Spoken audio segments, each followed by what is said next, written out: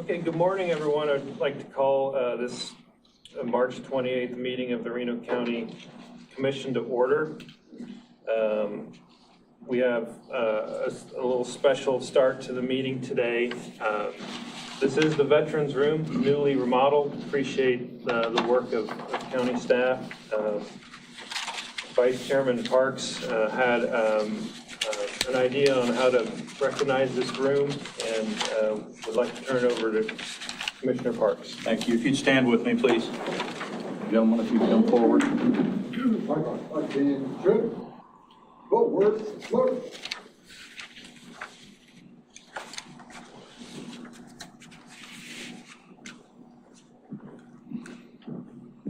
Detail. Oh. We have with us this morning Detective Sergeant Shelby Scholl is in charge of the Honor Guard unit for the Sheriff's Office. He has 20 years of National Guard with 2 tours of Iraq and 1 of Egypt, and is currently still serving. He has 9 years with the Sheriff's Office and is currently assigned to the Detectives Division. Detective Sergeant Matthew Franklin has a Bachelor's of Science in Sociology with an emphasis on criminology from K-State. He's been with the Sheriff's Office for 14 years and is assigned to the Detective's Office. If you would say the Pledge of Allegiance with us, please. Present. Oh. I pledge allegiance to the flag of the United States of America and to the republic for which it stands, one nation, under God, indivisible, with liberty and justice for all. Order. March. Up, out. Fix. Forward. March.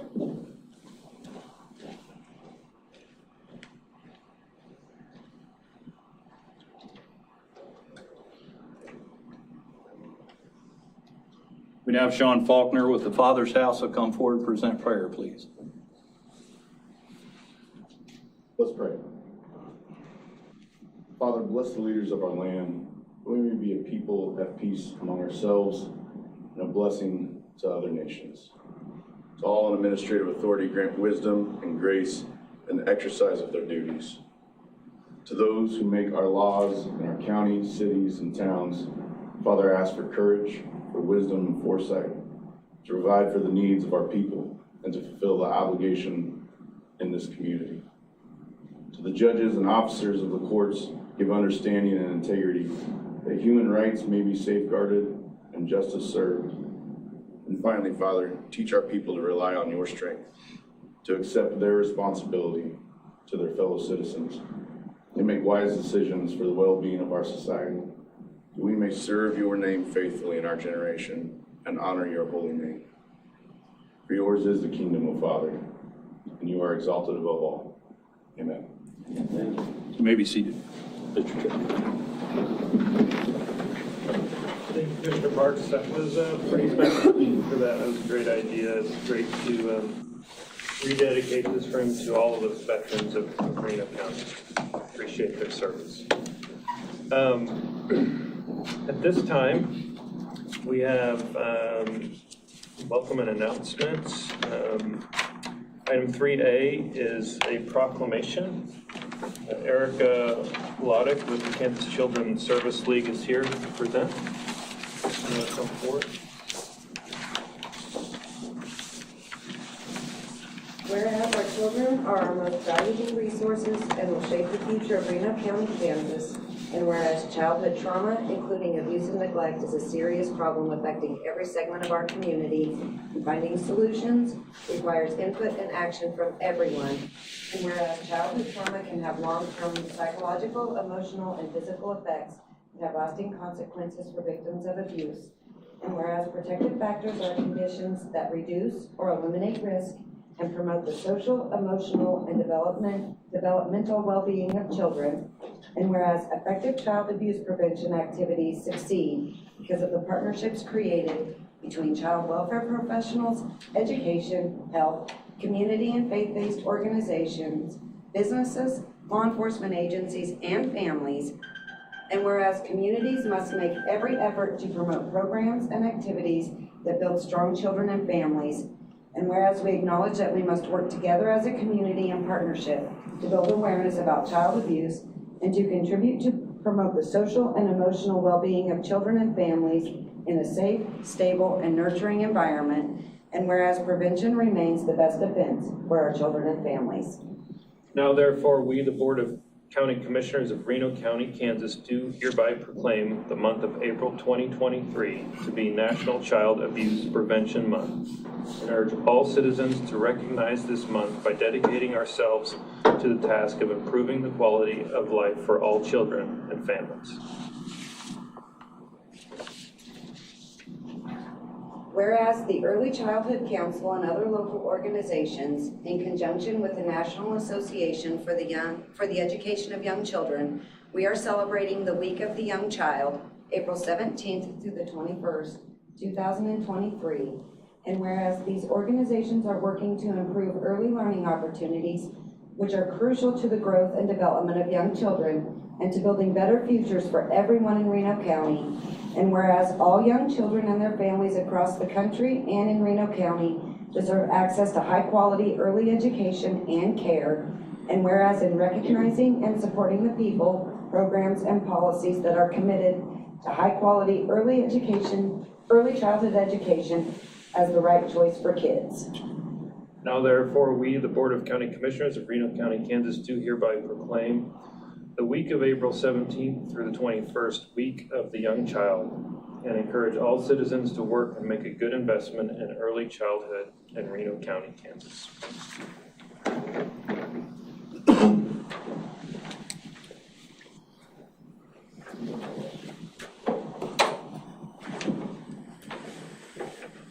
Thank you.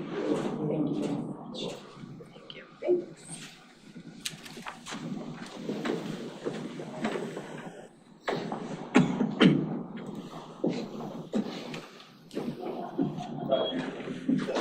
Okay, next on the agenda is public comment. I know a few people are here for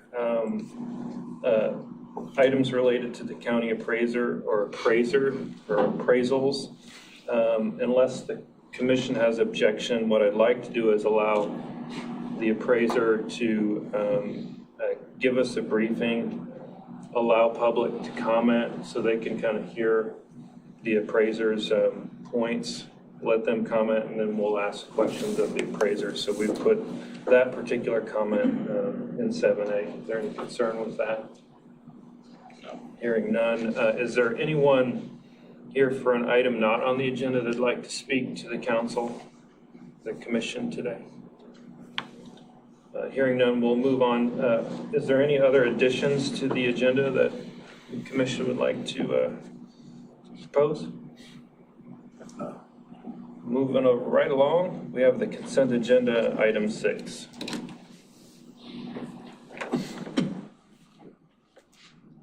I would move to approve the consent agenda as provided by staff. Commissioner Hurst moves to approve the consent agenda. Is there a second? Second by, okay, sorry about that. Was that your second? Yes. Okay. There's a second. Second by Commissioner Bogner. Is there any comment on the consent agenda? I'm glad to see the price of the loader went down. That's the only one I got. Hearing no comment, roll call, please. Commissioner Hurst, Yes. Commissioner Park, Yes. Commissioner Bogner, Yes. Commissioner Weitzel, Yes. Commissioner Friesen. Yes. Motion passes 5-0. Item 7A is a Q&A with the county appraiser. Go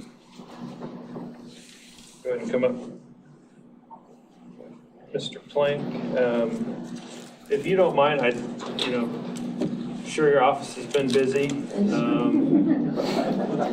We've been getting questions, and I know you've been getting questions, and I wanted to give the appraiser the opportunity to address the community and the commission. And so if you want to provide us a little feedback on what's going on, and then we might take some public comment on that, and then we'll ask some questions. Yeah, absolutely. And thank you for the invitation, by the way, to present some of the stuff that we've been seeing.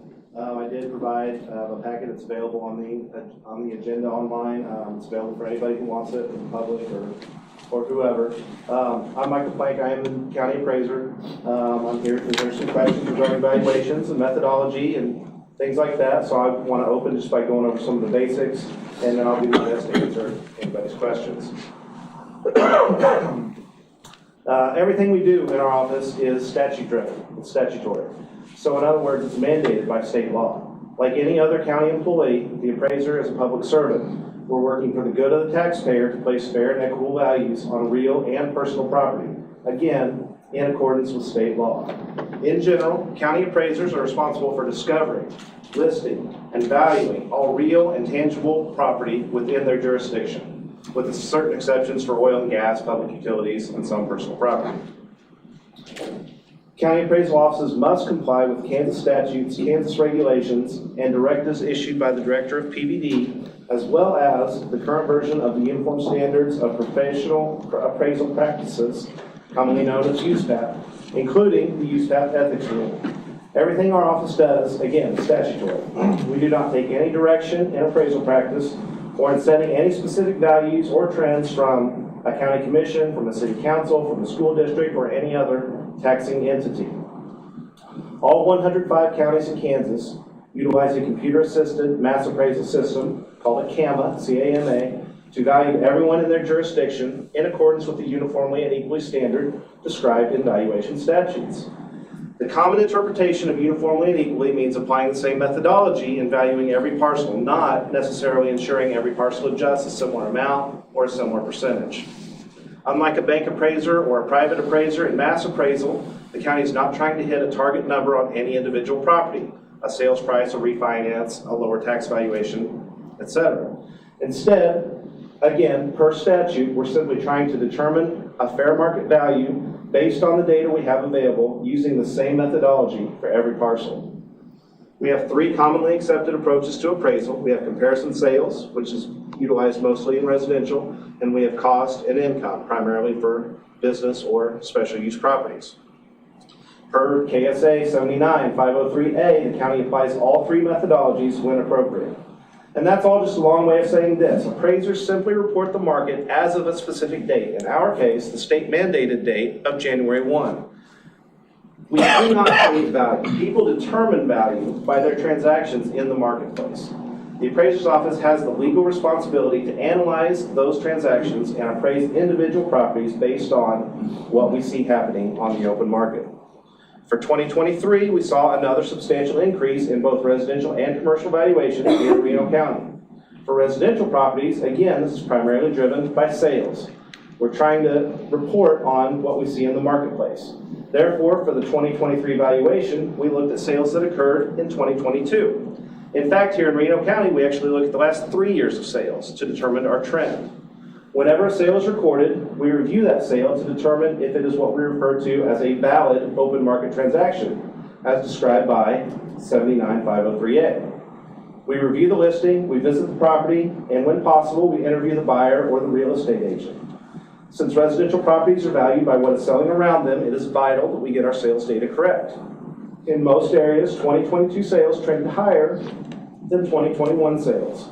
2022 sales were much higher than 2019 sales. And since we're looking at 3 years of sales, one of the drivers in the increased valuations this year is due to dropping off the 2019 sales and adding the 2022 sales to our available comparisons, since 2022 was a much stronger seller's market than 2019 was. The result is that our values are catching up to recent sales, which can be visualized by looking at a rolling average of valid sales over the last 3 years, which was supplied in the packet. Countywide, validated sales prices are up over 26% from just 5 years ago. We also look at something called paired sales. A paired sale is a property that is sold multiple times within a certain time frame. We look for such sales that have had no changes made to the property in between sales. This indicates what we call a time trend. Our paired sales analysis indicated an annual trend of just over 20% during 2022. But note that overall values did not increase by an average of 20% because this is not the only statistic we are analyzing. So as prescribed by statute, we're looking at sales, we're following trends. We are simply reporting on what happened in the market over the last 3 years. So yes, your value can adjust even by a significant amount if nothing changes on your property. With a field staff of 7 residential appraisers and a parcel count of over 35,000 here in Reno County, it's obviously not physically possible to visit every property every year, let alone do an interior inspection on every property. Statute requires appraisal staff to visit property a minimum of once every 6 years, referred to as a 17% inspection. 1 divided by 6 is approximately 17%. However, we also visit every validated sale as well as any permit that might add value, an addition or basement finish, for example. For properties that have not had a sale or a permit or were not on the 17% list, we use an appraisal principle called extraordinary assumption. All that means is this is an assumption which, if found to be false, could alter the resulting conclusion. In our case, the assumption we're making is that the property has not changed since our previous inspection. I think it is appropriate to note that in terms of the county levy, Reno County ranks in the top 15 in terms of lowest taxes in the state of Kansas. Depending on where in the county a property is located, somewhere between 20 to 25% of the total property collected goes to the county. Property tax collected goes to the county. Another way of thinking about what the county appraiser does is we distribute the budget for local taxing jurisdictions. Allow me a quick thought exercise. Let's say the total assessed value of all property in a county is $100 million. The county's budget is $1 million. That gives us a mill levy equal to 1% of the assessed value. So in an impossible example, let's say values were increased by 50% across the board, 1 year to the next. But the budget stays the same because all the taxing jurisdictions determine they don't need additional funds to function. So now our assessed value is $150 million, but the new mill levy is down to 0.67%. The value has gone up, but the tax dollars collected have remained the same. Despite raising values significantly, no additional burden was impressed upon property owners. Hopefully, obviously, it would be the same effect if valuations were cut in half from 1 year to the next. However, as community leaders and elected officials, I'm sure that you also understand that in a time of high inflation, rising interest rates, supply chain issues, and other factors that have all driven up costs, it makes it difficult to keep budgets flat. Employees expect competitive compensation and salary adjustments. Insurance and benefit costs continue to rise. Vehicle costs, material costs, supply costs have all increased recently. The dollar does not go as far as it used to 3, 4, or 5 years ago, and we see that reflected in the real estate market as well. Home sale prices are up, monthly rents are up, new construction costs, labor, materials are all up. Even here in Reno County, the inventory of homes listed for sale was historically low in 2022, and it continues to be low going into 2023, while demand continues to be high. Combine that with the historically low interest rates over the last 3 years and the more recent rise in inflation, and it's being reflected in the most recent valuations. A recent study by the Council on State Taxation ranked Kansas as having one of the top-ranked property taxation systems not only in the United States, not only in North America, but in the world. Kansas scored high marks for transparency, consistency, and procedural fairness.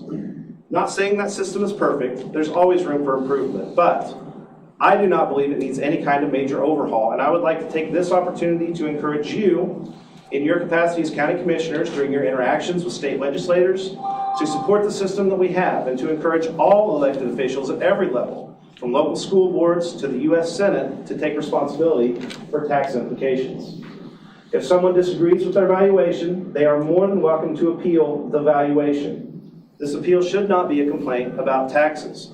This is a statutory process that provides an opportunity to reconcile the property to its fair market value, again, per state law.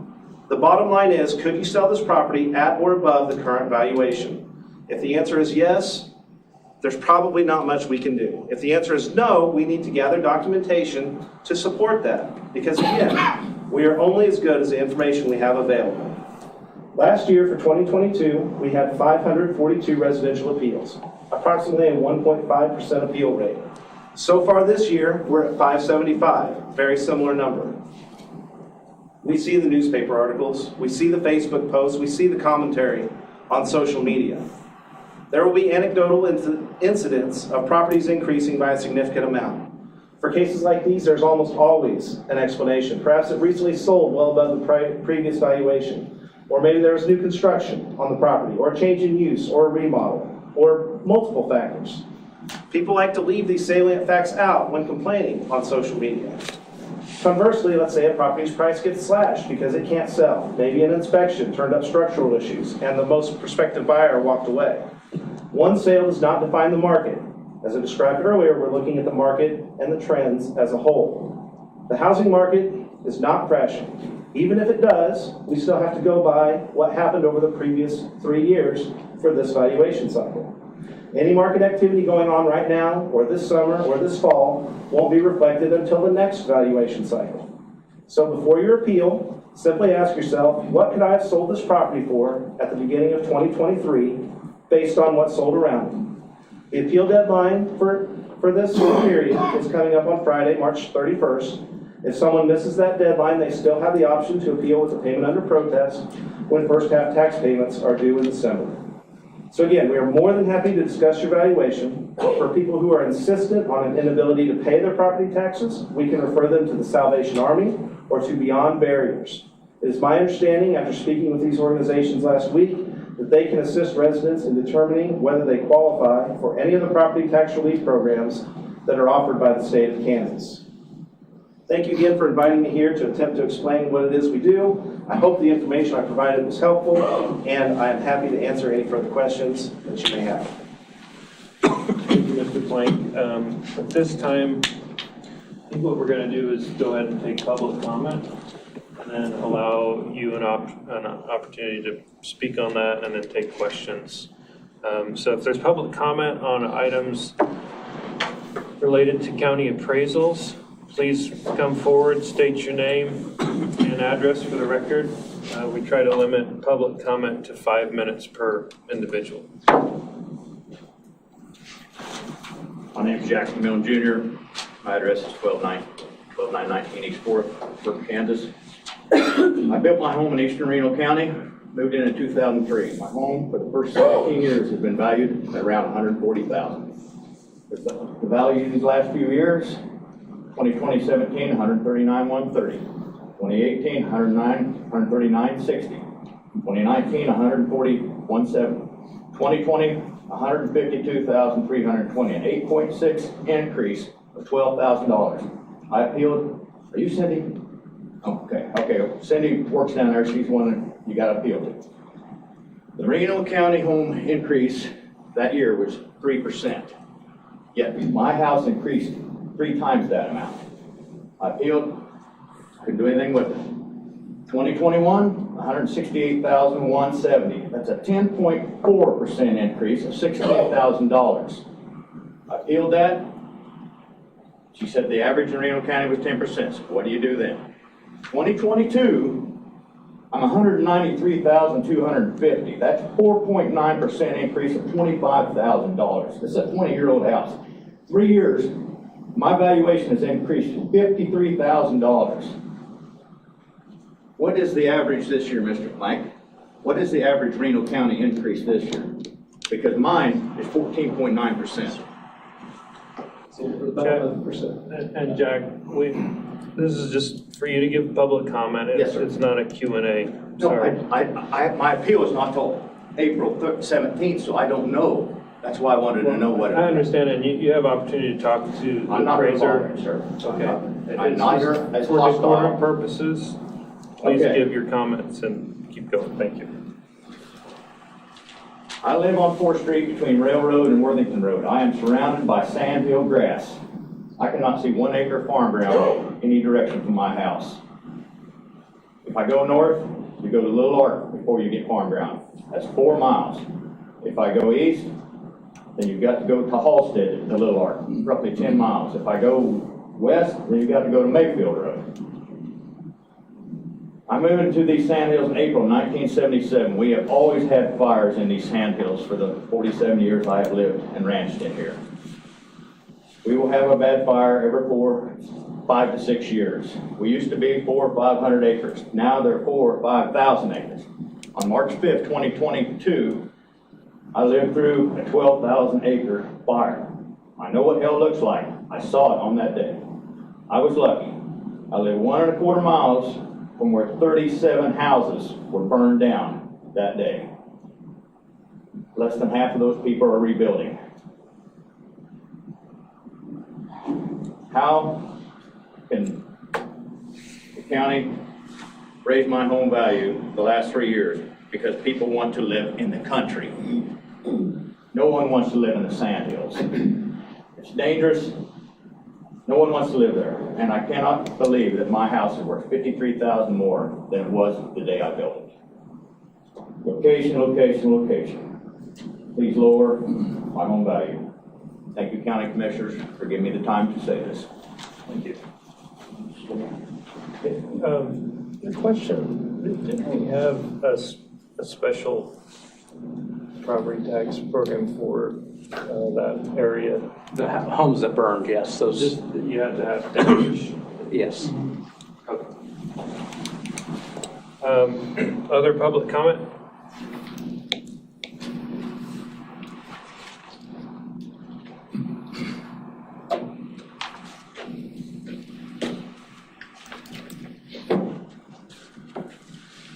My name is Theron Salyer. I live at 5710 Highland Drive, which is from the roundabout at 56 and Plum, 1 block east and 1 block north. We've lived there, this year will be 51 years. When we moved to Hutchinson 51 years ago, we purchased that home. It's one we felt we could afford at the time. I had a new job at the time. We've been very pleased there, a little over an acre. We've added on a couple times with the increased property taxes that came along with that. We understand that. Most years, the property evaluation went up 3, 4, 5%, which is not, only 1 year did I protest the taxes. The question is always asked, would you sell it for that? Yeah, I'd sell it for that if I wanted to sell it, but I don't want to sell it. I want to stay there. We're happy with the house. Now, this last year ago, our valuation went up 8.8%.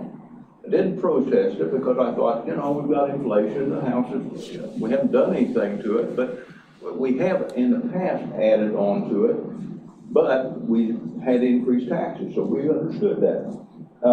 This year, the new valuation goes up to 21.2%. Now, I went over and got the comparisons last Friday. I drove around to each one of them, except one that I'm familiar with. That house just recently sold, has a swimming pool in the back. Ours doesn't, unless we have high water table, which has happened a time or two, but no swimming pool.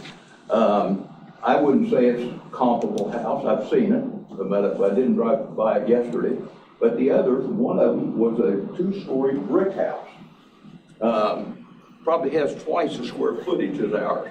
That's the comparison. I protested. I've got a date scheduled for early April. The question they always ask, would you sell it for that? Doggone right I'd sell it for that, but I don't want to. You know, it's probably worth that, but I don't want to move. We're both in our early 80s. We've been here for 51 years. And we want to stay.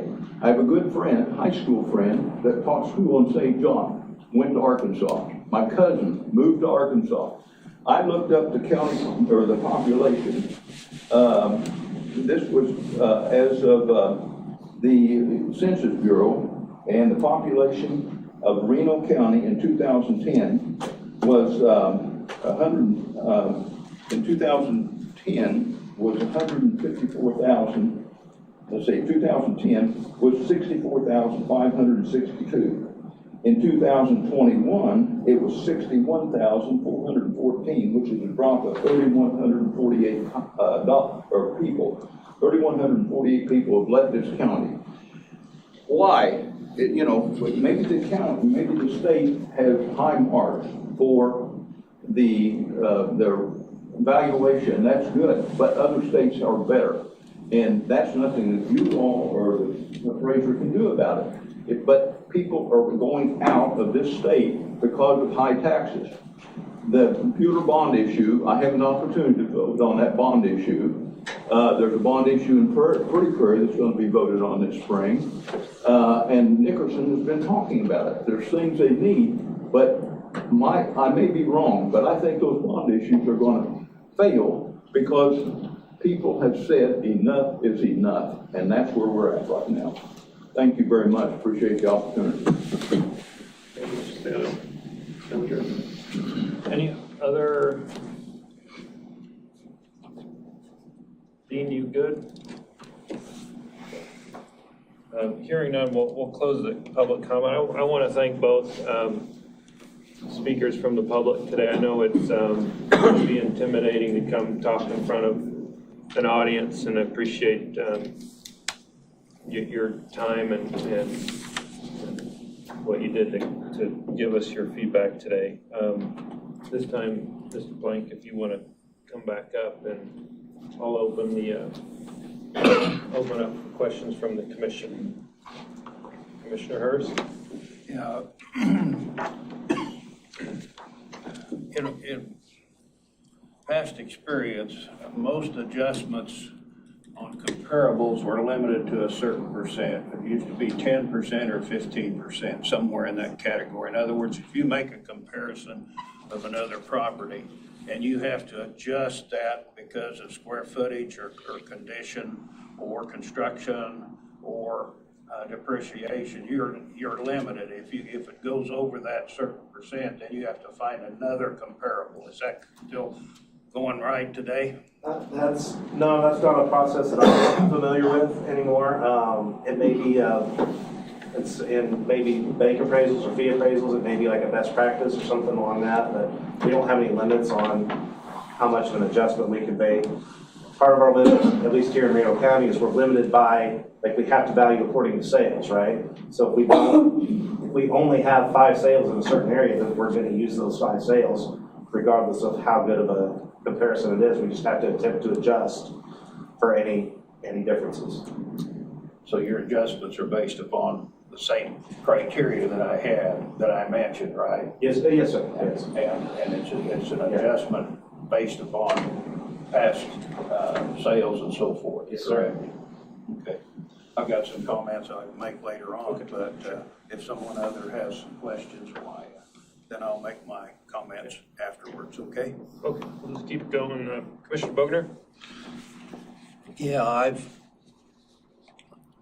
I've protested or went through the process of trying to lower my valuations. And I noticed we talk about comparables. I was shocked that our house that we were working on was one of the comparables was in Pretty Prairie, Kansas. We're a long ways from Pretty Prairie. How do you determine the comparables? Because I would think in certain communities or certain parts of the county, a similar house would sell for different values. And if that were the case, how far out do you go outside of a specific community to get your comparables? Because we thought some of those were pretty far away and the houses did. I think you kind of addressed that with Mr. Hurst, but some of those houses didn't really compare to our house. So could you kind of fill me in a little bit how you choose those? And yeah. Do you really feel that's fair to take a house from somewhere distant and compare it, or ours to theirs for that matter?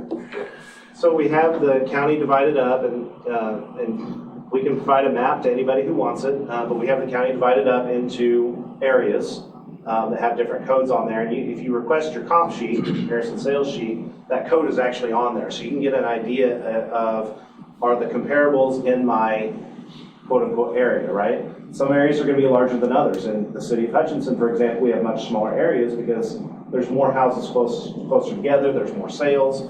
But for example, one of our largest areas is the entire western half of the county.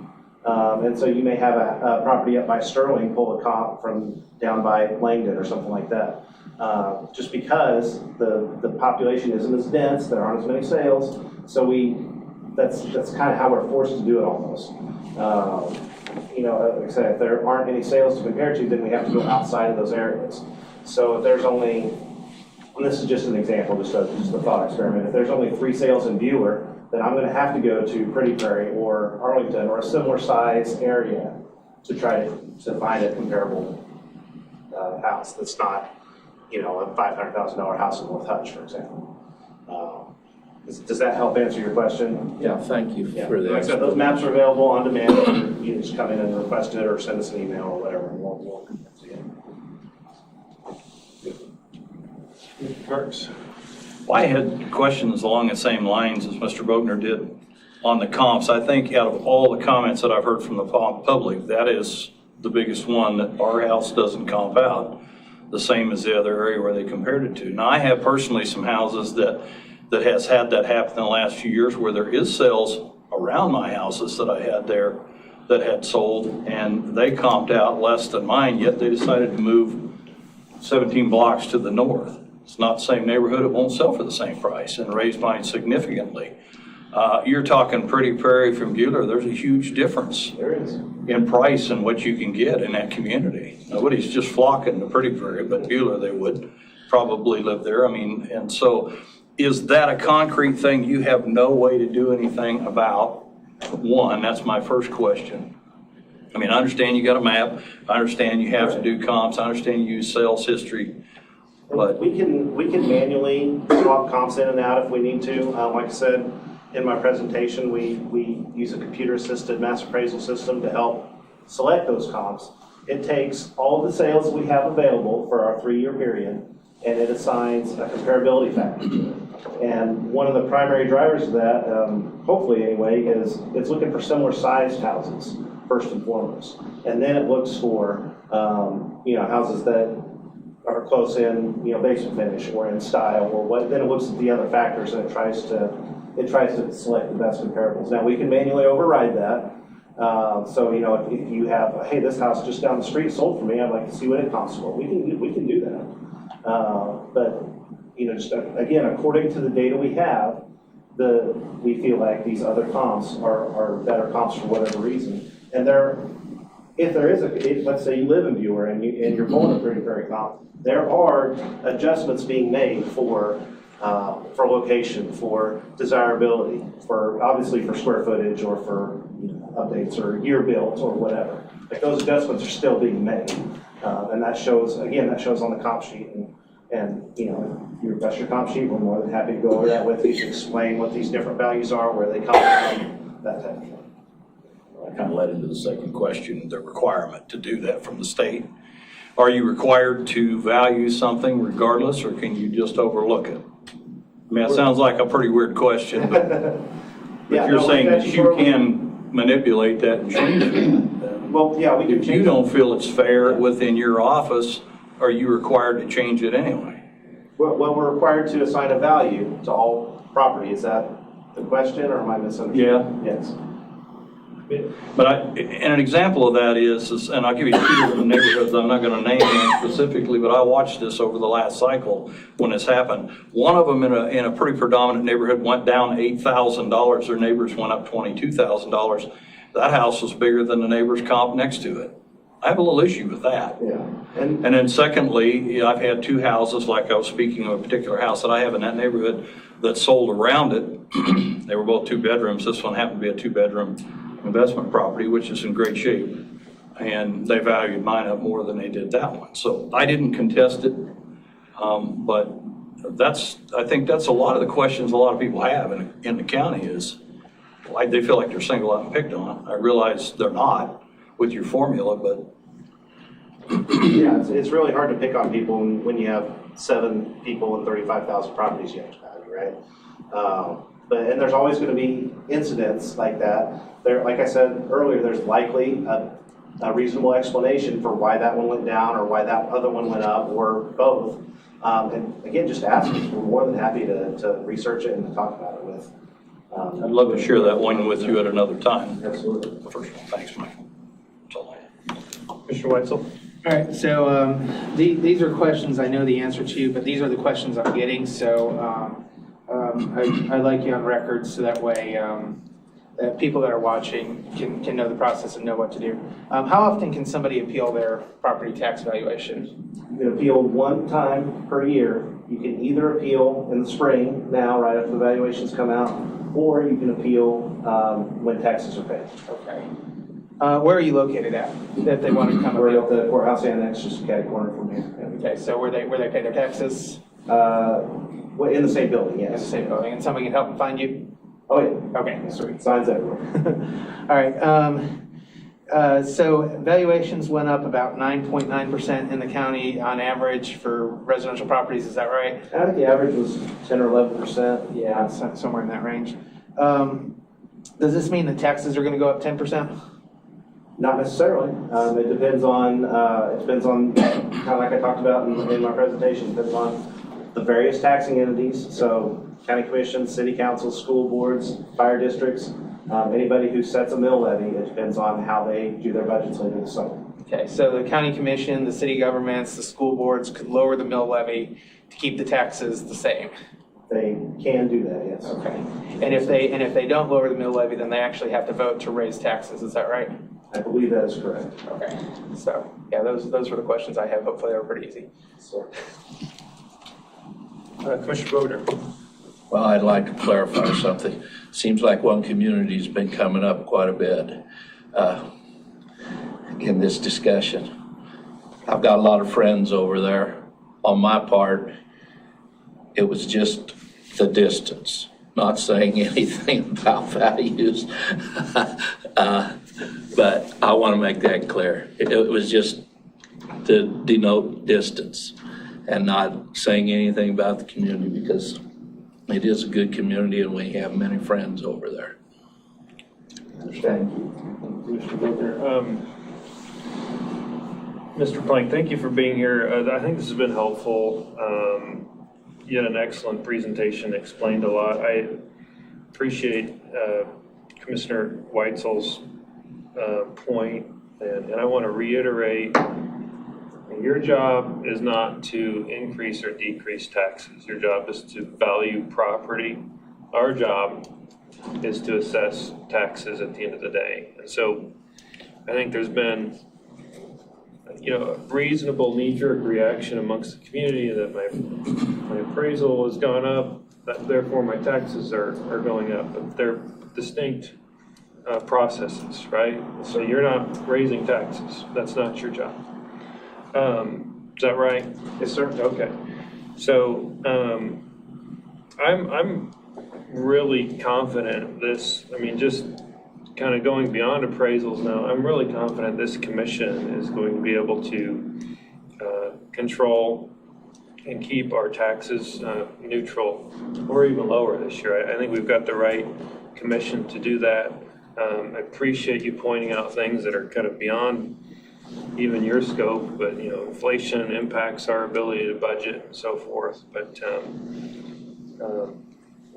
this commission over the last 2 years has reduced our taxes by 5% every year, and appreciate you pointing that out too. I think the challenge for us is, again, you pointed this out, we're about 20% of the total tax on everybody's tax bill.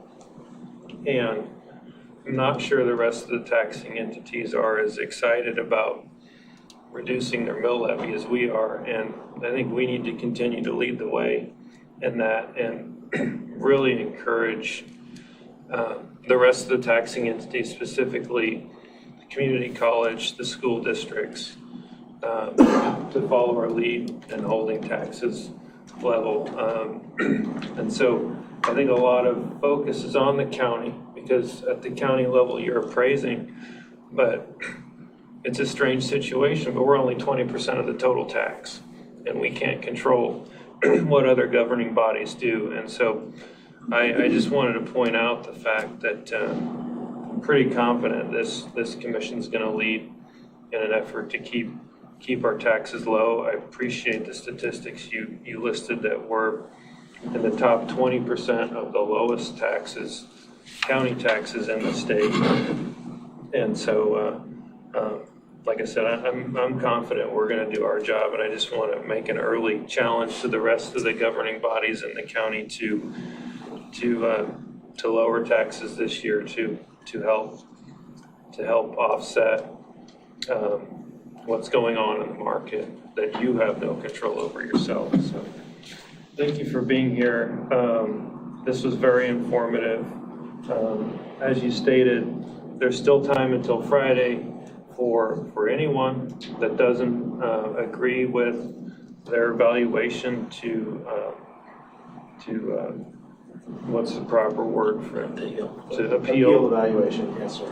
And then if they miss that deadline, they have an opportunity to pay and protest and appeal in a second way at that point. And so I think that's one of the things we want to get out, please, it's much more effective to go appeal than it is to post something on Facebook, right? If I may, Mr. Friesen, if you are planning on appealing, or if you've already filed your appeal, you can request information from our office. You can request sales. You can request information that we have on file about your property, about other properties, maybe properties that are sold in your area. We're happy to provide that information to you prior to the appeal, if that's what somebody wants. And you're going to look at each one of those appeals individually, based on the facts that you find, based on the facts they present. Yeah, it's an information gathering time for us. Is our information correct? Here's what we're seeing. What's the difference in opinion here, and how can we reconcile that? Well, I thank you again. I'm glad this is all on the record. Sometimes the media doesn't report a lot like this. There was a good 30 minutes of information, and so I hope people will pull up our county recording and watch the whole thing. But last call on any final questions. No questions, just some comments, if that's okay at this time. Thank you, Commissioner.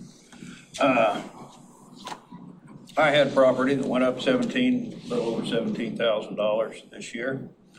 And this is just me, okay?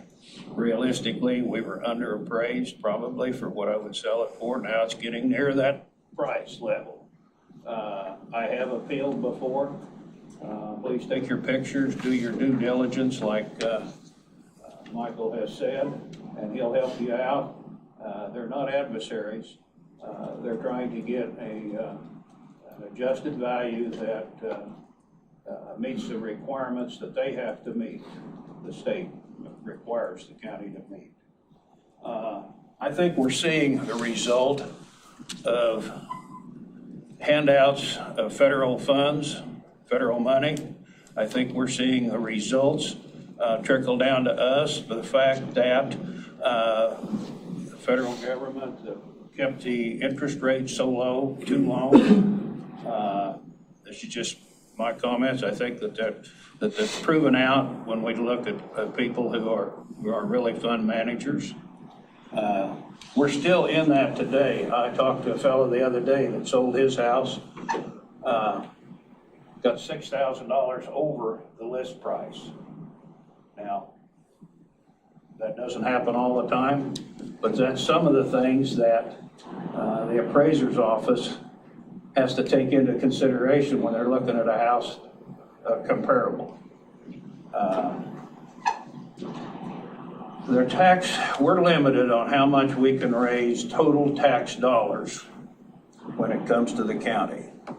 We're under a revenue neutral situation, and even though the prices have gone up on everything that the county does and buys, asphalt to 2x4s, we all hope that we can keep and drop our mill levy down to where the total dollar is within reason that we get in. There's things that are coming up, hopefully they don't, from a standpoint of your ad valorem taxes, that we hope doesn't occur. But on the same hand, it affects others, and that should the state decide to take away all food taxes, including local food taxes, that's going to affect the county somewhere between 10 and 15% of revenue that comes in if we don't get our local tax in conversation with Reno.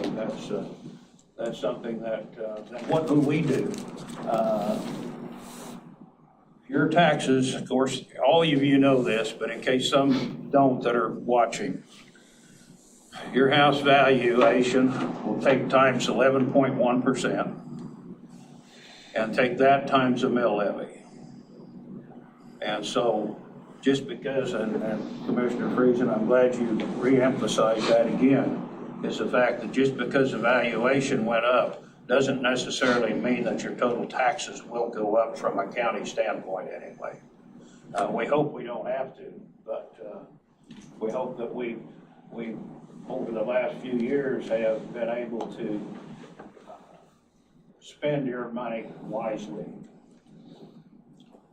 And another thing that Reno County has that some other counties don't have as much of is there's a tremendous, or quite a bit, of residential housing that doesn't pay any property taxes at all.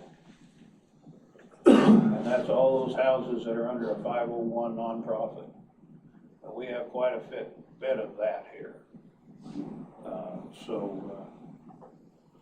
That's primarily the things I wanted to touch on, was the fact that, reemphasize that again, that valuation. But if you do have a situation that you really think is wrong, please contact the appraiser's office. They're more than willing to work with you. I've been in on a protest before on some properties and in discuss, and sometimes my thoughts and the data that I had collected worked, and sometimes they didn't. Please do your due diligence if you really think that you're way out of line. And hopefully we will be able to maintain to where you don't, from the county standpoint, we don't raise your taxes a lot anyway. Thank you, Commissioner Hurst. Mr. Weitzel. So just some comments as well.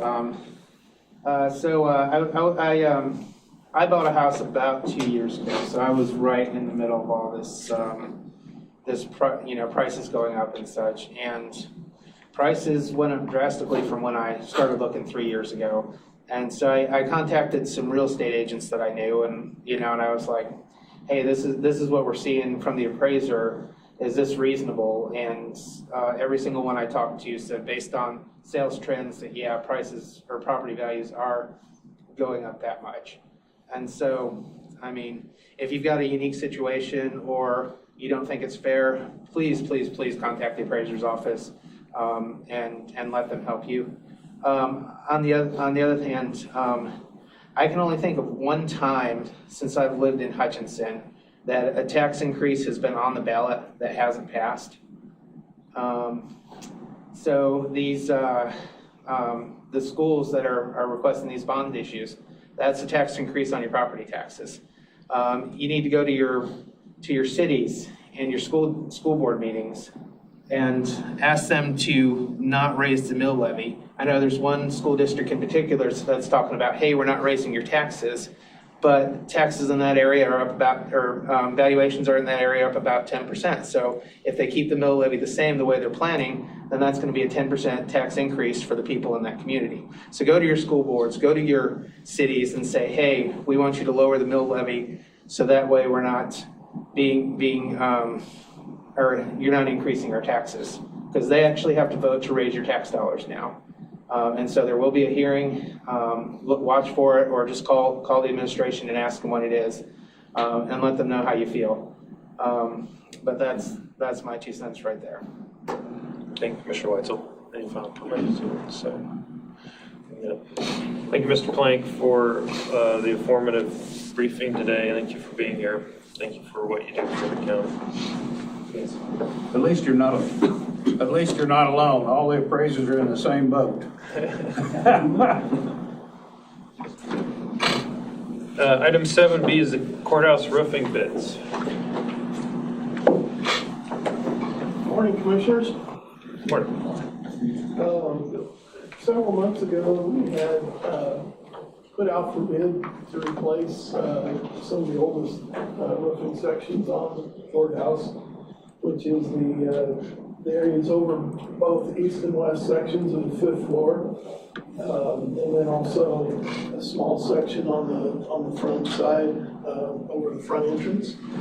Those bids came back at $350,000 and $420,000. We only had 2 bidders, one from El Dorado and one from Dodge City.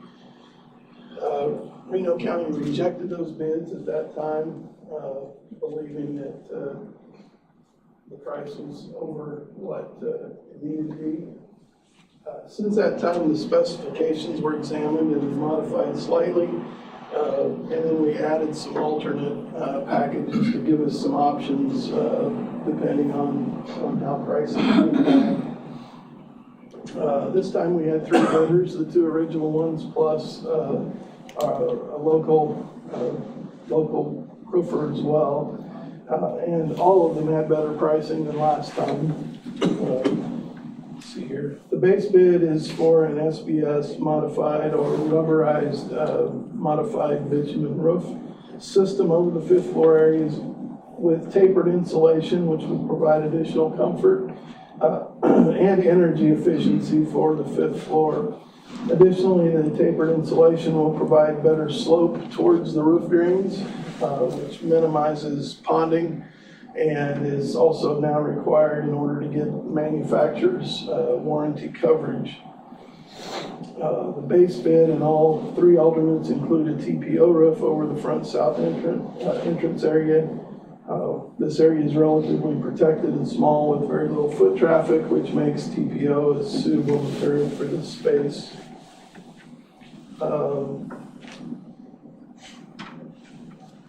The base package,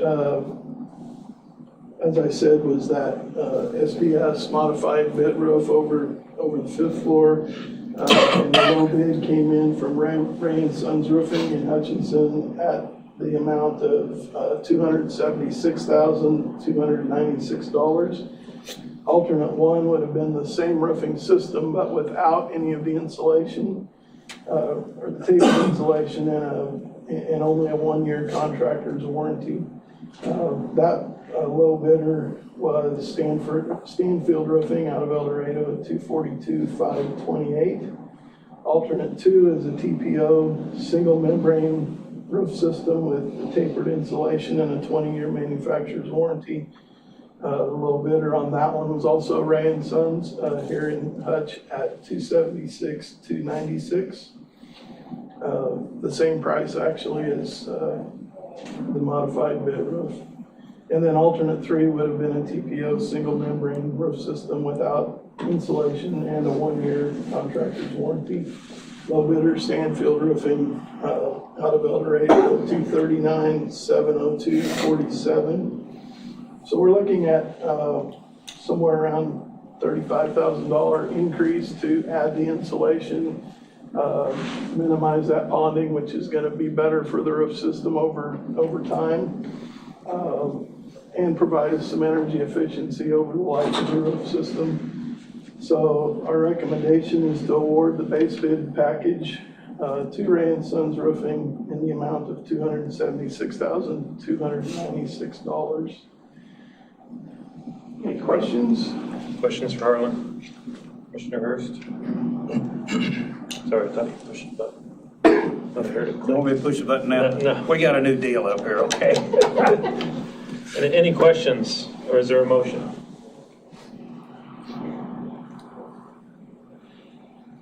We move to approve the bid of $276,296 to Ray Roofing. Commissioner Hurst moves to approve as recommended by staff. Is there a second? Second by Commissioner Weitzel. Any discussion on this item? One question. What's the warranty? 20 years. 20 years. I just didn't see it here. Okay. Yeah. Thank you. This is a membrane, correct, Harlan? This is it's a more traditional modified bit, multi-layer with a mineral cap sheet. Sounds pretty good. Good. Anything else? Thank you, everyone, for bidding on this. Yeah. Good. Please pass that. Yeah. I think we made the right decision to rebid, and it's good to see a local bidder. So, roll call, please. Commissioner Hurst, Yes. Commissioner Parks, Yes. Commissioner Bodner, Yes. Commissioner Weitzel, Yes. Commissioner Friesen. Yes. Motion passes 5-0. Please Charlie. Item 7C, county fire. Looks like Adam's here. Morning, Commissioners. Adam Weissart, Emergency Management Director. In front of you this morning is a bid from Tyler Technologies for a computer-aided dispatch software, CAD software, for a total cost of $72,957. So currently, our rural fire districts don't have the CAD software, the computer-aided dispatch software in their vehicles or available to them. Currently, the Sheriff's Office, Reno County EMS, Dispatch, Hutchinson Fire Department, Police Department, Emergency Management, and several other small agencies use this CAD software. So what the CAD software does is it gives you real-time updated information and call notes from dispatch. So why is that important? As soon as the dispatcher is taking that call, they start entering that information into the Tyler Technology software, and it creates the response plan that we can put in there to dispatch the appropriate units to it.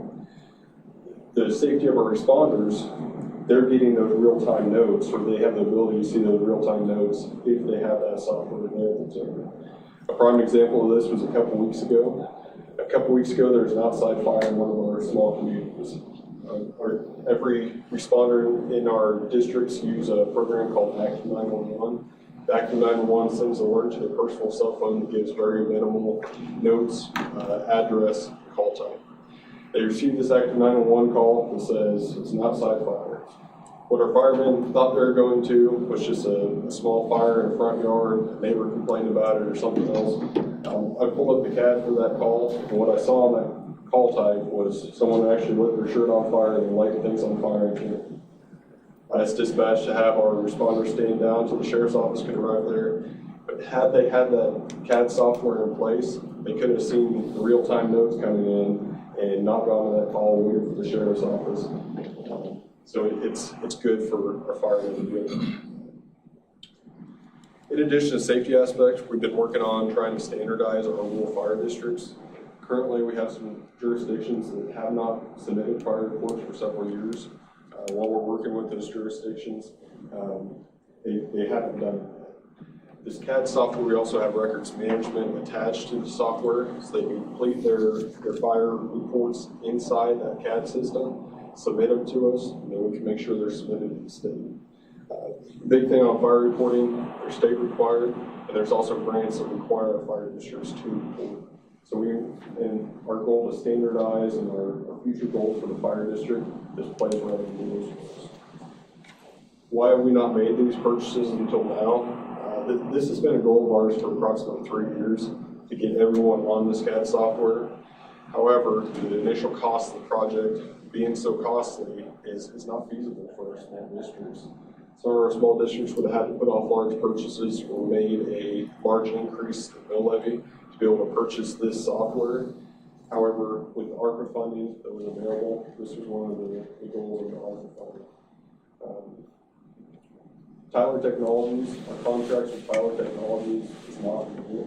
For approximately 15 years, and it's been a joint venture with the city of Hutchinson. Over the past 15 years, we've invested somewhere between $4 and $4.5 million into the software. So the $72,000 is just an add-on to what's already in place. This, in my opinion, this is a step in the right direction. It increases our responder safety, it builds in some continuity, standardization, and brings even more professionalism into these rural fire districts than what's there now. And then ultimately, it's in line with our overall goals for county fires. The initial quote was approximately $20,000 higher than what you see in front of you today. The Reno County IT department was able to negotiate that down for us to the final cost of $72,000. When ARPA money was made available, the Board of County Commissioners approved $113,000 for the rural fire districts. Our goal was to purchase countywide policies for the fire districts, which was Lexipol, that has been purchased, and we're working through those processes. The CAD software and hardware, we purchased the hardware for the CAD. This is the software piece of it, and wildland firefighting equipment. Unfortunately, This software has come in much higher than what our initial quote was since we added the records management piece and the reporting piece to it. So we won't have enough money left over for the wildland gear. However, there's enough wildland gear. All our departments are adequately outfitted with that gear right now. So there's roughly $6,000 left that won't be covered by ARPA funding, that would be taken out of the rural fire departments. It would be spread out equally across the 8 districts, and it would not have any short-term or long-term effects on our budgets. With that, I'll stand for any questions. Questions? Mr. Weitzel. So is this a deal where we've got to pay for it again every year? So there's a maintenance contract on anything that has Tyler Technologies on there. So there is a maintenance fee on it yearly, but it goes into the city-county contract that is split out between us and the city. And will this put any sort of hardship on the rural fire districts? This will not put any sort of hardship on the rural fire districts. Some of the fire districts actually currently pay for reporting software. There's a free software out there. Some of them pay for reporting software. We want everyone to report the same way to standardize it. So the fire districts that are paying for that software, it's actually going to save them a little bit of money, but not much.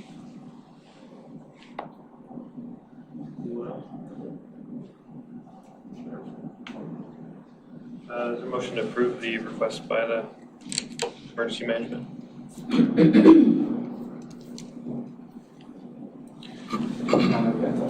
Commissioner Weitzel moves to approve as requested by staff. I'll second that. Second by Commissioner Parks. Final discussion. Hearing none, roll call please. Commissioner Hurst, Yes. Commissioner Parks, Yes. Commissioner Bogner, Yes. Commissioner Weitzel, Yes. Commissioner Friesen. Yes, motion passes 5-0. Thank you. Okay, 7D and E are similar items related to the Woody Seat freeway improvements. Britain Public Works is here. You can be pretty brief.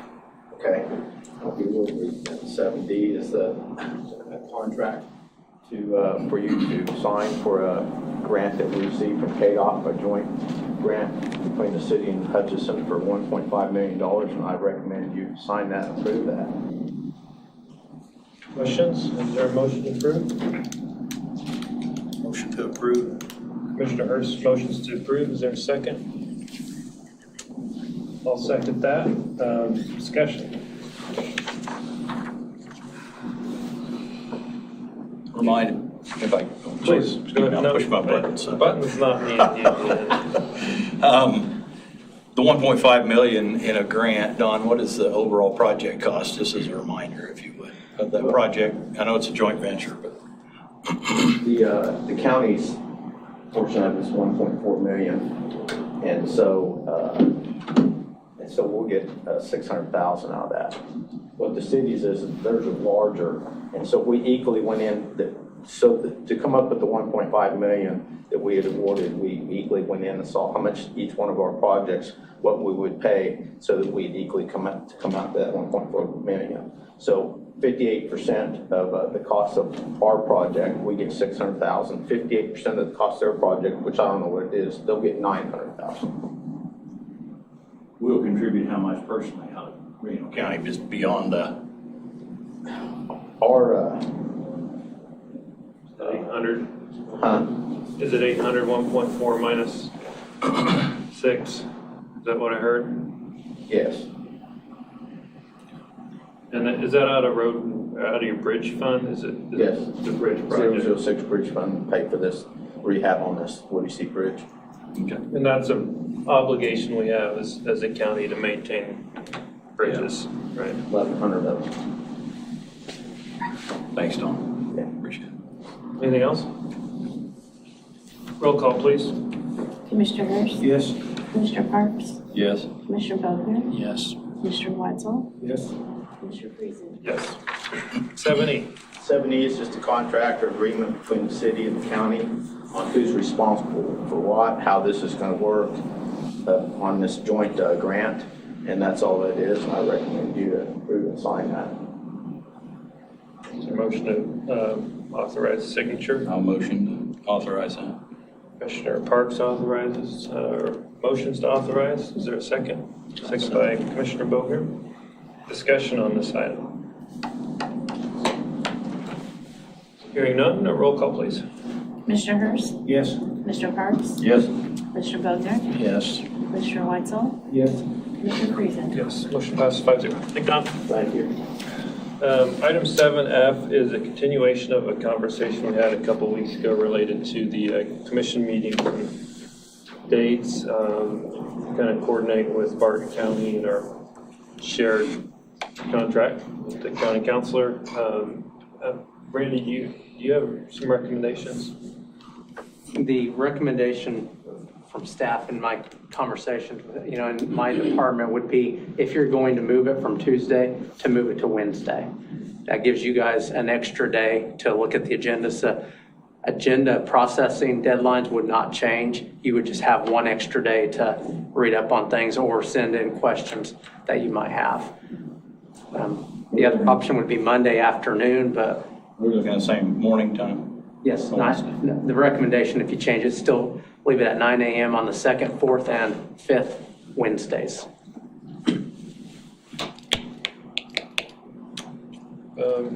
Thoughts?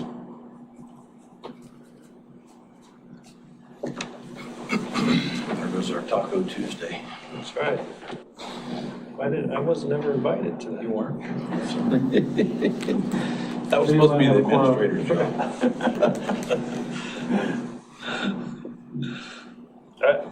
I can start the conversation. I personally will need a few weeks at least to kind of reorganize my schedule. I don't think we're gonna, if it goes to Wednesday, I think I can accommodate it, but we'll need a month or so to. Weren't you? I think Randy has the plan on that. Yeah, so the recommendation would be July, not start the meetings till July, just because of all the schedules we already have. All right, I missed that. Yeah.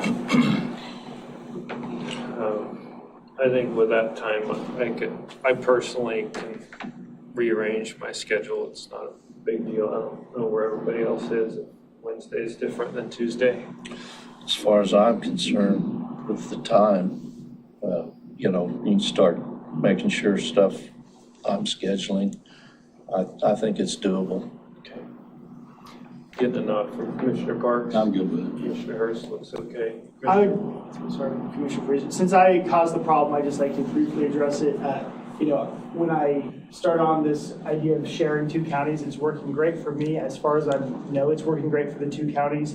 But when Barton County had a change in commissioners through election, the Tuesday meeting was something that they would really like to go back to Tuesdays, and so they greatly appreciate the idea of going. But I said, well, we have to see if it's going to throw something off for Reno County, but talking to Randy, it seems like we think it'll work, and some people at the county have said maybe it'll even be better for the county employees, so if it works for you guys, it's greatly appreciated by me.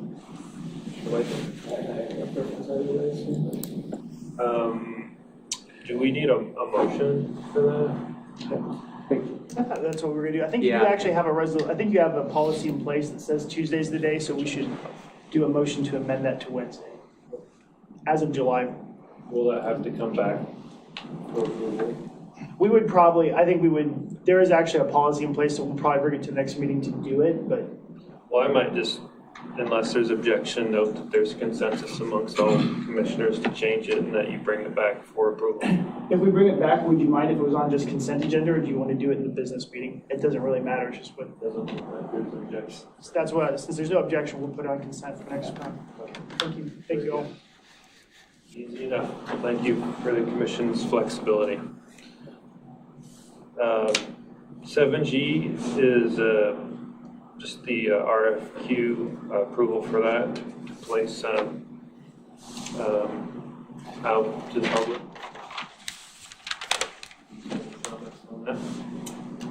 Pretty standard. Is there a motion to approve the RFQ? Is this going to retain the same before we make a motion? I guess I question. Either way, you can ask the question now or make the motion. Are you talking about the current use of Dr. Polly, or? This is, what this is an RFQ that the administration will publish and request proposals for anyone that is qualified to be the health officer to make a That's what I thought. proposal. Yeah. There's a state statute 65201, so what I did with Randy's help was just kind of model a RFQ off the state statute and say, we're required to have a consulting position for the health department. Who would like to apply for that? And we'll see what kind of applications we get, which could include the current person doing that job or anyone else who's interested. And then it'll come back to the Board of Health, you guys acting as Board of Health, to review those qualifications and select somebody. Does that sound right, Randy? How will, just for public comment, how will, if they're going to apply for that, how will they do that? Will it go out as a notice, or how will they know that? It goes on RFQ. I don't know. Mechanically, do you guys contact people? I guess I don't know the answer. We'll publish it, a social media post. So I'm sure the paper will probably pick that up, Hutch Post.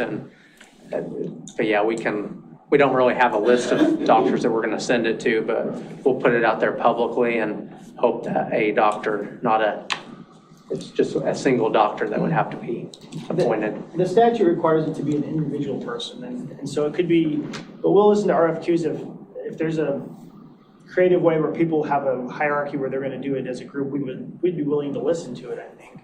An RFQ just says who has a proposal for us on how to handle this statutory requirement. So. And this kind of puts some formality, I think, in the middle of COVID, I think the commission just made a decision and moved on, but this will allow full transparency and a list of opportunity for anyone to make a proposal. So, is there a motion to approve the RFQ? Make a motion to approve. Commissioner Parks moves. We want a second, Commissioner Bogner? Okay. Sorry, no. Any final discussion on the RFQ? Hearing none, roll call, please. Commissioner Hurst, Yes. Commissioner Parks, Yes. Commissioner Bogner, Yes. Commissioner Weitzel, Yes. Commissioner Friesen. Yes, motion passes 5-0. Thank you. County administration. Okay, in the packet, you have the financial report. At this meeting, you're going to see two different financial reports. One's the 2022 year end. And again, there's still a few transfers that will still be made, a few audit adjustments that may take place, but this is pretty close to what you're going to see especially on expenditures other than, again, transfers. We may have some transfers that courthouse renovation project, for example, was budgeted for the past couple of years. It was budgeted in 2022 at $1 million. There's about $900,000 left that's going to be transferred to the reserve that will help pay for the renovations that were approved at a previous commission meeting. So a few of those changes. Sorry, I have two mouses here, one for my laptop and one here, so I'm trying to find which one to. Can you just give us a little guidance on the two columns, like which ones? So on here, first you'll have the department, the fund and department, and then the amended budget, that's the budget authority, and then the amount actually received or expended, depending if it's a revenue or an expense, and then the percent of the budget that's used. So like on this one,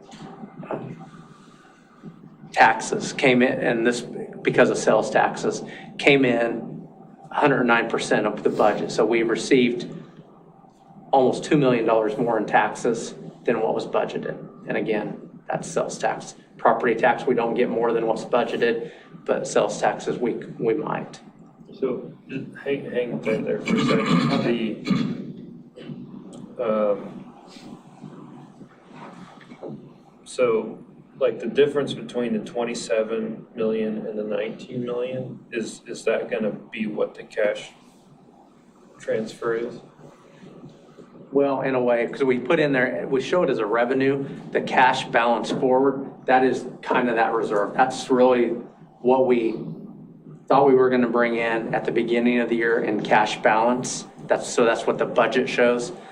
Of course, there's no actuals shown on that because that depends on the audit and what was actually brought in. I think it may have been higher, but So when you look at revenue total, that 19 million, and it says 71%, that's not real accurate because you'd have to take the 10.6 million off the 27 million. So we're probably based on all the others, our revenue is actually over 100%. So we've brought in more revenue than what was budgeted for 2022. And then you see kind of the same thing on expenditures down in what we call the county general reserve for cash. So the one is the cash that we expect to be bringing in at the beginning of the year that affects how taxes were determined. This one we put as an actual expenditure for a cushion to hopefully, if we use all of our other budget authority and the revenues don't come in, that we have a little bit of a reserve. So that's what this 5.6 million is. We do knock things out for you to bring that cash reserve kind of below the line. So, because it's really confusing, that number, because that's really discretionary. Right. And so if you take the 5.6 million out, because that's what you transfer if you have extra funds, right? We could, but that's kind of the cushion when everyone else may go over their budget. Because of costs, they go over their budget in the general fund, we have that cushion. So if you took that out, then you could really tell from a budget perspective whether you're above or below. Yeah, that would be a more accurate especially on the general fund to show that. But that's the actual budget, so we could remove it and or adjust it so that it doesn't affect percent of total.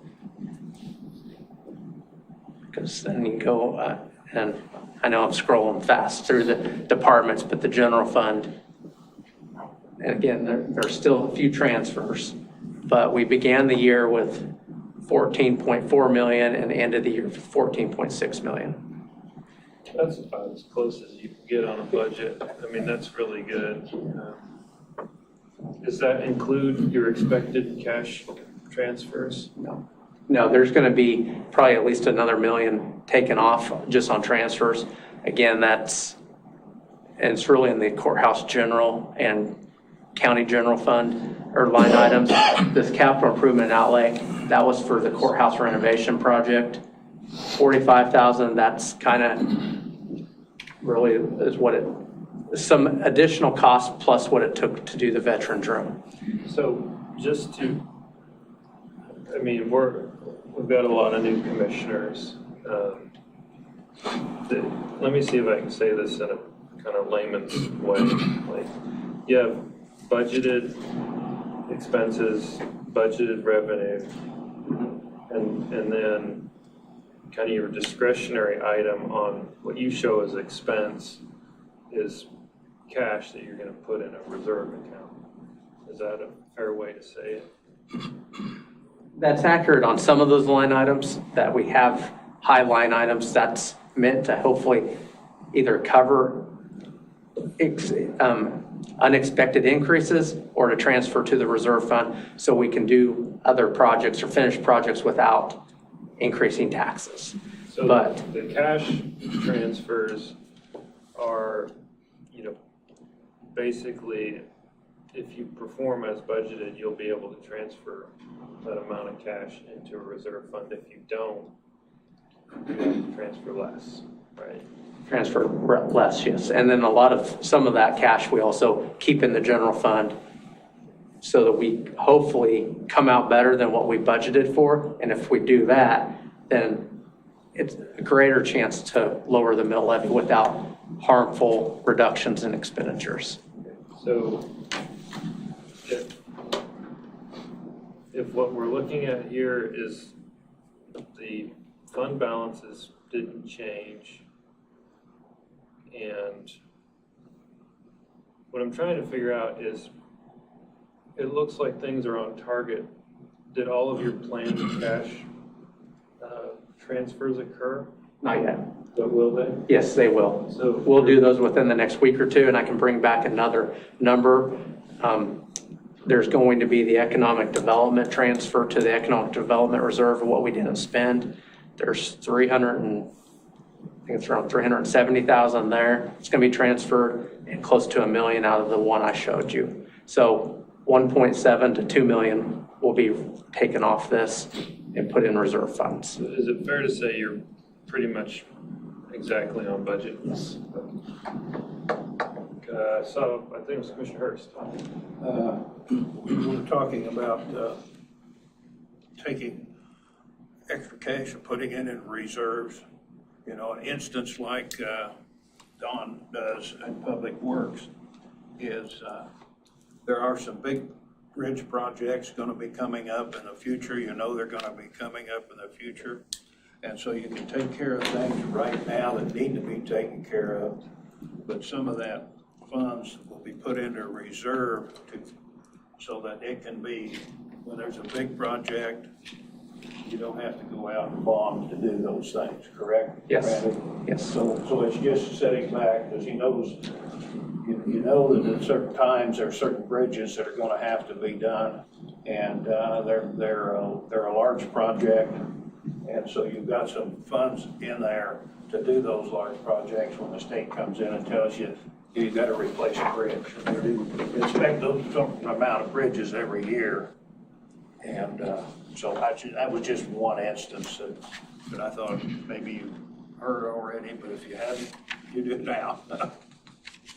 Other questions for Randy on the budget? What's the, what kind of interest are you getting now? We're getting, well, I don't know the percentage because I know Brenda, the county treasurer, is changing, and, you know, short-term CDs, we're getting pretty good interest right now from the bank. So our interest, we had lowered the expected revenues, and this was before rates were starting to go up. So that's another thing on our revenues. Interest rates are helping with the idle cash is making good revenues to help, again, offset other taxes. Okay, monthly department reports. For this meeting, it's the Health Department, Human Resources, IT, Maintenance, Public Works, Solid Waste, and Youth Services. Didn't know if anyone had any questions on anything that was in the reports. Mr. Booker does. Well, I think you just covered it. I thought I was going to ask about those interest rates on those funds that are collected, not yet spent. And they looked out of date for today. But you just explained that we've had the same thing happen personally, and I was hoping that we're doing the same thing here on the county level. So after your last statement on the others, those numbers make sense to me now.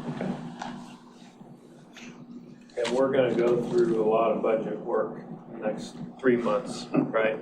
Everybody's kind of... You are, in fact, that was one of my other things I was just going to give you a heads up. April 11th, we're going to start getting budget requests. And that's where some of our partner agencies are going to start coming in on April 11th and April 25th. Those two meetings, in addition to the normal business, will have the outside agencies and what they're going to request for 2024. They'll give an explanation of their service, what they're asking, and then you guys can ask questions. You won't actually make a decision on their budget when they're here. It's more take it under advisement for future discussions when the budget's ready to be decided upon. But this is their chance to come and have 5-10 minutes each in front of you to explain why they receive county money and what they're going to do with it. So that's coming up at the next meeting. Also, another thing, just as a heads up, I know I've mentioned it to the commission in another report I've given them. On the agenda next meeting is a moratorium consideration for solar farms until the planning department gets regulations in place. So that'll be in front of you. I know you guys have all received emails, and if you continue to receive them, April 11th is when you'll have a chance to make a decision on that. And then also another thing coming up April 11th, we're going to have the health department here to talk about their strategic plan, kind of a feedback on surveys, results we got on the child care licensing process, and then maybe briefly talk about environmental health and next steps there, if you want to go any different directions. So that's what I have. Patrick, you got anything?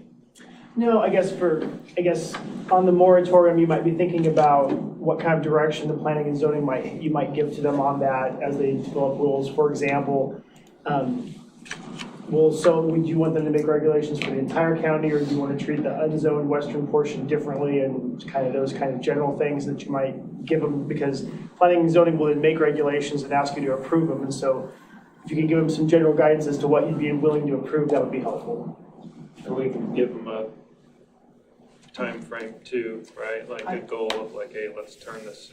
I was looking for Don. Don has just, in discussion with me, talked about maybe a 9-month moratorium might be how much time he thinks it will take them, but I guess that would also be up for discussion.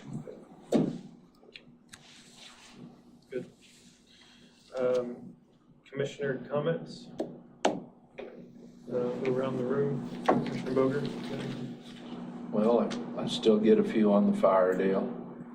And of course, get a lot of comments on the solar. It's been real strong, especially in my area. Been getting them for way before I was a commissioner. Once I got elected, I started getting questions and comments at that point. But I will say, and I think the general public, for or against, or most of it, people just want some information and solid information on where the county is on it. And I've got to commend our voting public. They have been very cordial in their comments, and it's just, they've been asking for information so that they can make decisions. It's, like I say, nobody's said anything that, or in any way, in any rough manner or anything like that. And I do appreciate that. Make your point and the way they're making it. Thank you, Commissioner Boger. Commissioner Parks? Commissioner Hurst? I attended the SCED meeting last Thursday. Good attendance there at that SCED meeting. There is open childcare. I'll be attending tomorrow, a good share of the day, as they get more into the childcare task force and what they're doing there. And so it should come away with a little more information for our next meeting. There's a community leadership, if I remember right, at the Hutch Arts Center, also Wednesday night, 5:30 to 7. Open door pregnancy event is coming up this Thursday night. It's Thursday night at the State Fair building, and so that's always a good event. I have realized that most of the people out there that have a volunteer fire department are getting a tremendous bargain for the work that the volunteers do and the amount of actual taxes that they pay. They're getting an extremely bargain, and I encourage all the people out there who want to please try to get involved in your volunteer fire department. And I've got some pictures of the CRP burn that was done Saturday. And I got a real complaint with Union Pacific. They have blocked Whiteside Road for hours and hours at a time. I've been going by there, seeing by there for hours as I go west, and 2 to 2.3 mile trains. And I hope that the state legislature will do something about this, because a Broad Acres Road we can get across. It's not until Dean Road till you get across and go north or south again. And for emergency preparedness, goodness gracious, we could really have a problem out there. And so I hope that the state legislature will do something about that, because it is it's bad for them, it's bad for just a normal agricultural hauling, it's bad for getting people out to the refuse, and it's just a pain, okay? Guess I'll quit there. Well, question on that, Patrick, can we create a resolution that fines the railroad for blocking the road for too long? I'll have to research that. I've never looked into it before, but I'd like that. But I'm happy to report on that on the 11th. And just so you know, you could create this easement that they want. Evidently, you haven't Or worked some- with the railroad enough yet. Well, I've worked with the railroad enough to, I question whether this should be free. And Don said that we're being good neighbors like we would be for any, neighbor, but if UP isn't a good neighbor, maybe we shouldn't grant him this easement. What would you think about having our county councilor put together a resolution or something with regard to that so we could send to our state legislatures as well as UP? Art, I know in cities, and the railroads a lot of times do as they please, but aren't there laws in effect that they cannot block an intersection for more than so many minutes? Or they've got to break that train if they're going to sit there and leave that intersection open? I think there's laws in effect to that effect. Cities are able to, I got made the traffic laws, cities are able to fine railroads if they block it for too long. It's not much of a fine for a railroad company though. Takes some more time to split. The trains are getting longer, we all know it. Yes. COVID, I'm assuming they were short of people, and they just, you see them go by all the time with the engines in the middle and in the back and up front. They're just twice as long as they used to be. And, but yeah, they often block things for a long time, and that's been an ongoing problem for a lot of entities. But where you're talking, there's so many roads closed because of the various things that have happened out there that it's a long trip around.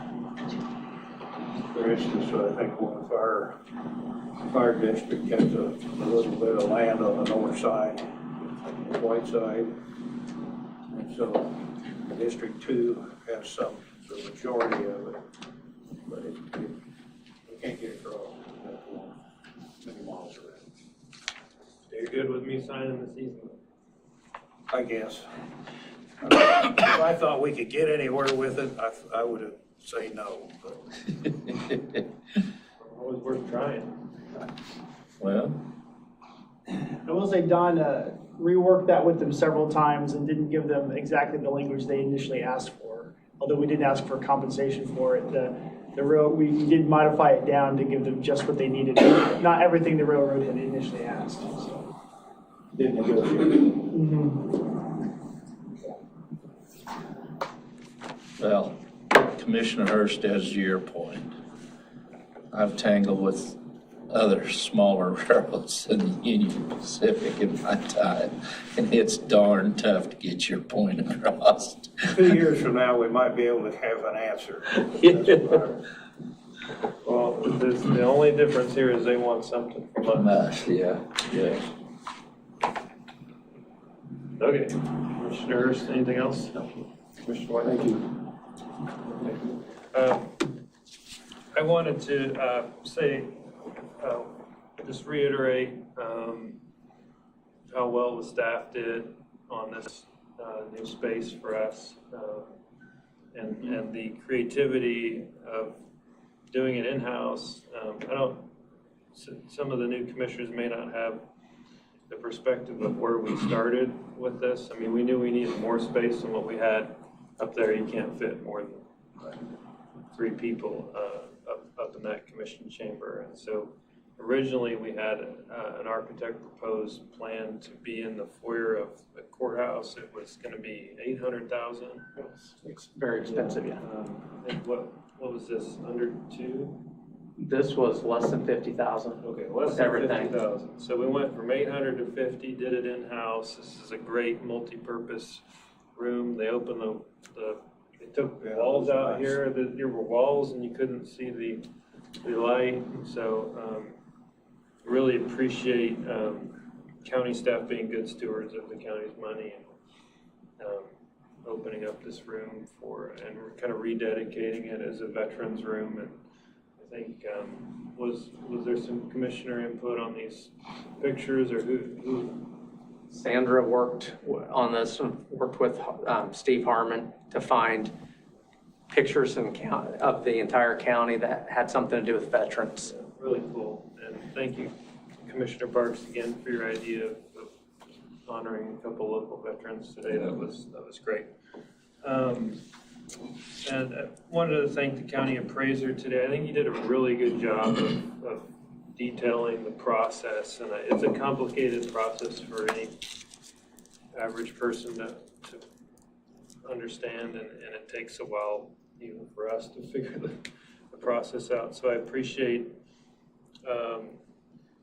his work in briefing us and being here to, I'm sure he was a little worried on what the tenor of the meeting would be, and I appreciate the public's comments too, and it's always hard to come and speak in front of the governing body, so thank you for that. I hope the commission's at least looking at the solar moratorium that'll come up in 2 weeks. We talked, based on the public input, we talked with staff to make sure that's on the agenda. It doesn't mean staff or even myself are advocating for yes or no on that, but I wanted to give the commission an opportunity to consider that here in a couple of weeks. It does make some sense to take a pause. And that's not saying we're prohibiting solar, it's just pausing while the regulations are put in place. We approved this, canceling county checks or warrants. I think it might be good for Sandra to just put this online, Facebook, and is it wrong to list the names? And you can see It's your a name? public record. I mean, I don't know if those people would be offended by having themselves be on It's online or free not. money if you want it, so That's right. it'd be good to publish that. And then I wanted to check in with the commission. You might have noticed a few less things were on the consent agenda this time. I'm trying to work with the county administrator on the right balance for that. Is that feeling a little better? Yeah, thank you. Good. Okay. With that, I think we'll take let's do about a 7-minute break here, come back around 10 till 11. Study session.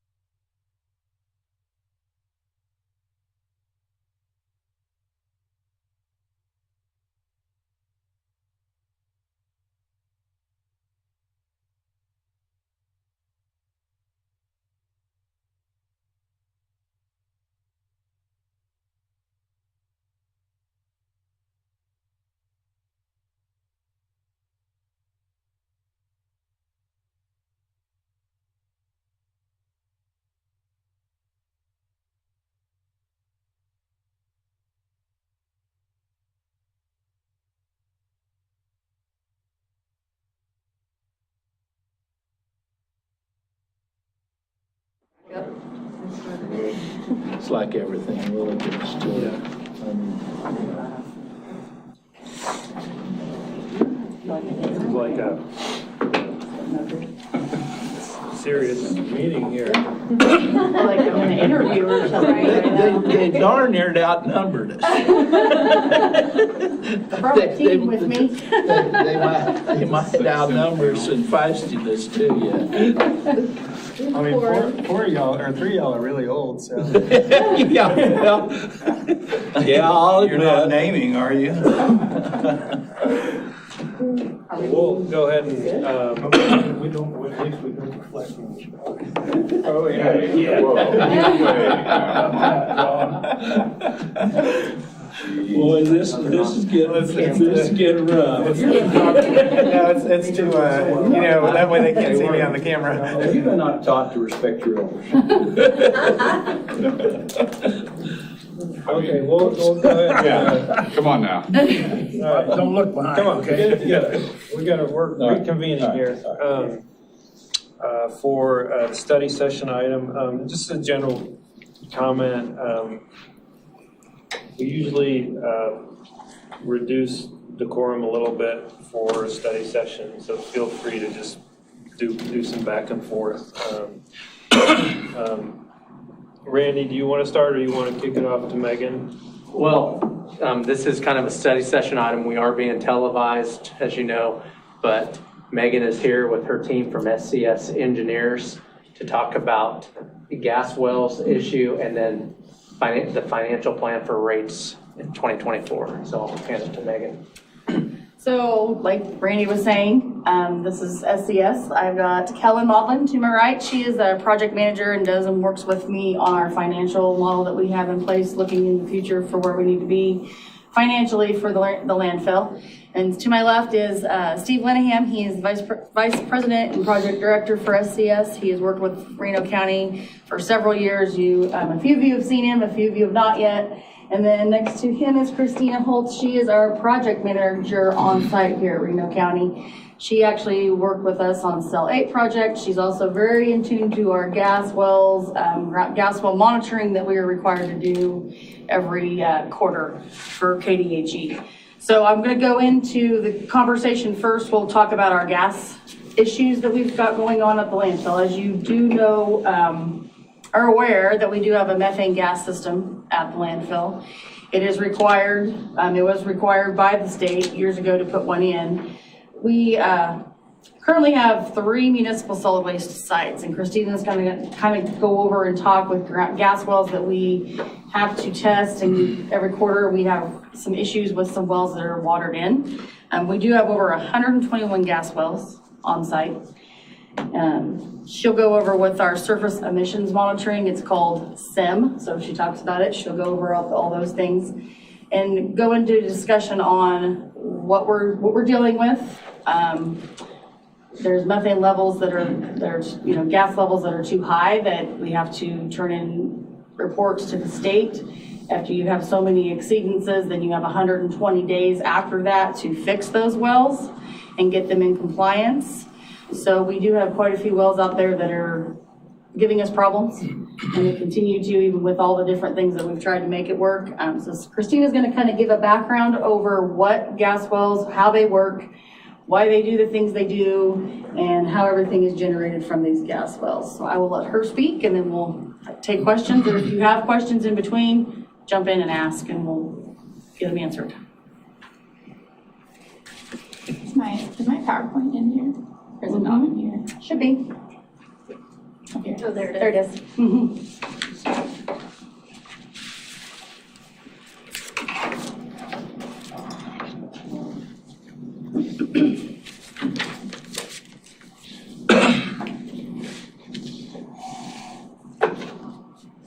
So I'm just going to go over landfill gas. It's something that a lot of people don't have to think about, but it's what we do. Methane emissions from landfills as trash decomposes, it creates methane. Municipal solid waste landfills are the 3rd largest producer of methane in the United States. And that's just as it decomposes, the bacteria it creates methane and CO. And it's usually like a 60-40. We're usually dealing with phase 4 decomposition once you get the gas well in there. So that's just kind of the gas phases as it starts producing methane. So this is kind of shows what the collecting and the collection of landfill gas looks like. You have wells that go into the landfill, into the waste, and pull in the methane, and that's all balanced. You're trying to pull as much as you can without over pulling the well, because that can risk a landfill fire under the surface. So you can't over pull a well. But we balance them monthly to ensure that we're pulling, as much as we can methane out of the surface. Then it goes to right now a flare where you just burn off the methane. In this, you do have the option to process that, and then it can be used for other things, but right now at Reno County, it just goes to a flare where it gets burned off.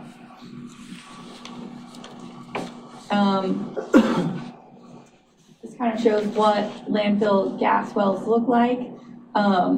So there's a perforated pipe that's in, a gravel pack, and that allows the methane to come into the well.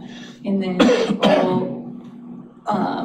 there's a blower that has this under vacuum, and these lateral lines all lead to the flare.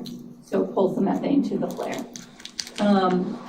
Well placement is good place so that the radius of influence, you place the least amount of wells in the area as you can. So that just kind of shows this, that's why wells are placed where they are, because of the radius of influence each well has to pull methane in. The reason why you want the least amount in an area, a couple things just apply, is just cost of installation of the well. The other thing is the access around, the wells for operation purposes.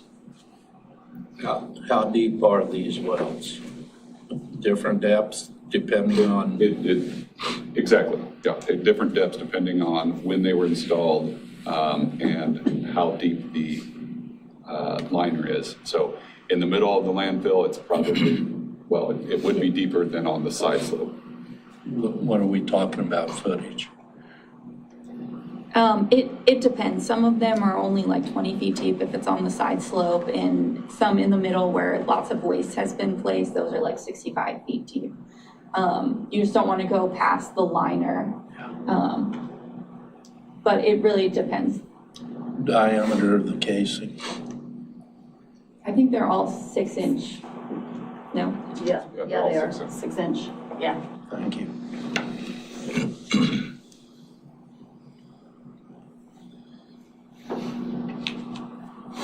And then so the Reno County landfill, there's 3 municipal solid waste sites, Site B, Site A, C, and those were combined. And Site D is our active one, and that's where we're having all of the issues with the wells is on the active phase, because it's producing the most methane. And then, so I'm going to talk about the EPA regulations, which Megan went over briefly. After you install the collection system, and you have to install the collection system 5 years after you place waste in a cell, any reading when you're monitoring, we go out there and monitor in a traverse pattern, and you have to monitor every well or penetration through to make sure that you don't have a reading over 500 parts per million, and that is an exceedance. Then you try and fix that exceedance by adjusting the wells or placing extra cover to see if we can get that down. If you have 3 exceedances, you monitor it. You monitor it once, and then you monitor it if it fails. If there's an exceedance, then you monitor it 10 days later. And then it can pass or fail, and it goes either to a 20-day remonitoring or a 1-month remonitoring. So you just keep remonitoring it and trying to adjust it so that you are not having that exceedance again. And we have been able to fix some of the exceedances by placing extra cover on it. But some of them just are, the well isn't bringing in enough methane, so we're just having that reoccurring exceedance.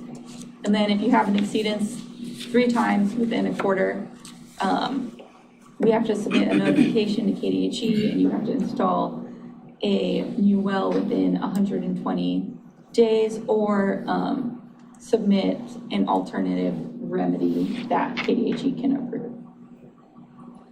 So, explain to me how this works then. So, so the methane goes into the pipe and then goes into the place where it's burned off. Like, where's the exceedance at? I guess I don't understand. So it's on the surface of the landfill, on the cover. We walk that, and all of our exceedances right now are at the penetration. So right where the well goes into the landfill, methane is coming up in that penetration from outside the well. From the well. Okay, that makes sense. Now. That's the piece I was missing. Bentonite can't be placed around that well to contain it, can it? In place, yes, we've done it in the past. I don't remember the one well that we were having such trouble Yeah, it was with. I well believe 63. We did at least. That was a lot of bentonite. I can't even tell you the amount of bags of bentonite we placed. And so what happens is when they come out and they do the testing, if we're over exceedance on our methane wells, then we have a couple of our operators go out and put bentonite down. I think Dawn worked a couple days digging to the, some of these, like she said, some of these wells are 30 foot plus down into the ground. So you dig down as far as you can, place the bentonite around it, place the waste back over. It's a process. They come back, they test the well again. It doesn't pass, we go back and we just do what we can to make it pass so we don't have an exceedance on these wells. Do you think part of that is because the perforated part of the well is plugged, and therefore the gas pressure that's down there's got to go somewhere? Is that what's going on and it's forcing it up, or and if so, is there a way to clear the perforations? Like in oil and some other places, they chemically clear the perforation so that it can work. Is that feasible in this type of, or more costly than drilling a well?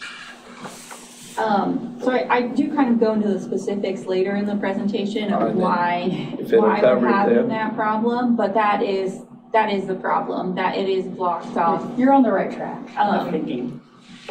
It does start to, well, I'm just gonna, I do talk about it. Good enough.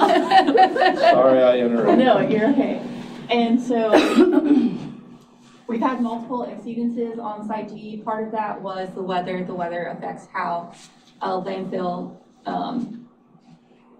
works and what it does, especially with the gases and the methane gases. So this past year was really dry. So in the third quarter of 2022, we had 8 locations that had an initial exceedance. We were able to fix all of those except for one, well 63, which we submitted to KDHE for an alternative remedy, and John did do a bentonite seal on that. That did fix the exceedance. We don't have a problem with that well anymore. We haven't heard back from KDHE on that notification yet though. And then in 2022, we had 9 locations with an initial exceedance.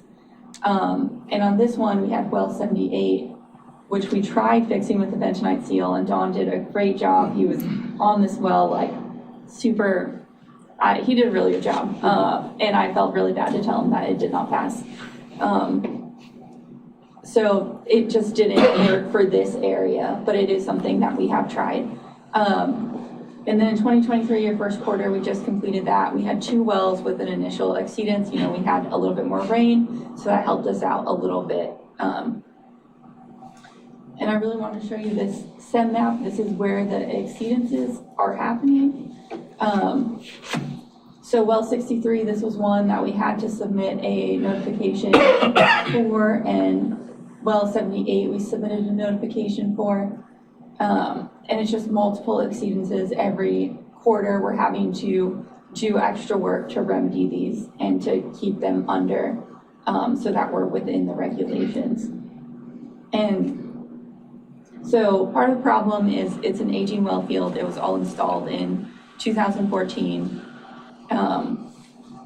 There is some, in those lateral lines where the vacuum is, there's some water buildup in there that's causing surging. So we're getting some vacuum loss. So it's not pulling on the well as hard as it should be. And we are, we're trying to remedy that with just increasing the vacuum on the well field and turning up the blower and trying to just pull some of that water out, seeing if we can, you know, suck hard enough and just suck the water out of that line.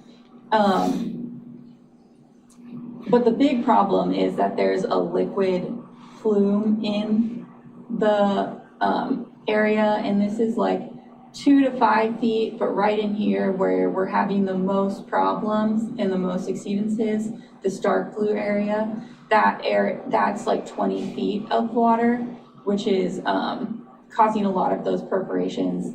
They're just underwater, so we can't get gas from them. And if they are underwater for so long, what happens is that gravel pack that's supposed to keep the perforations clear will get silted in.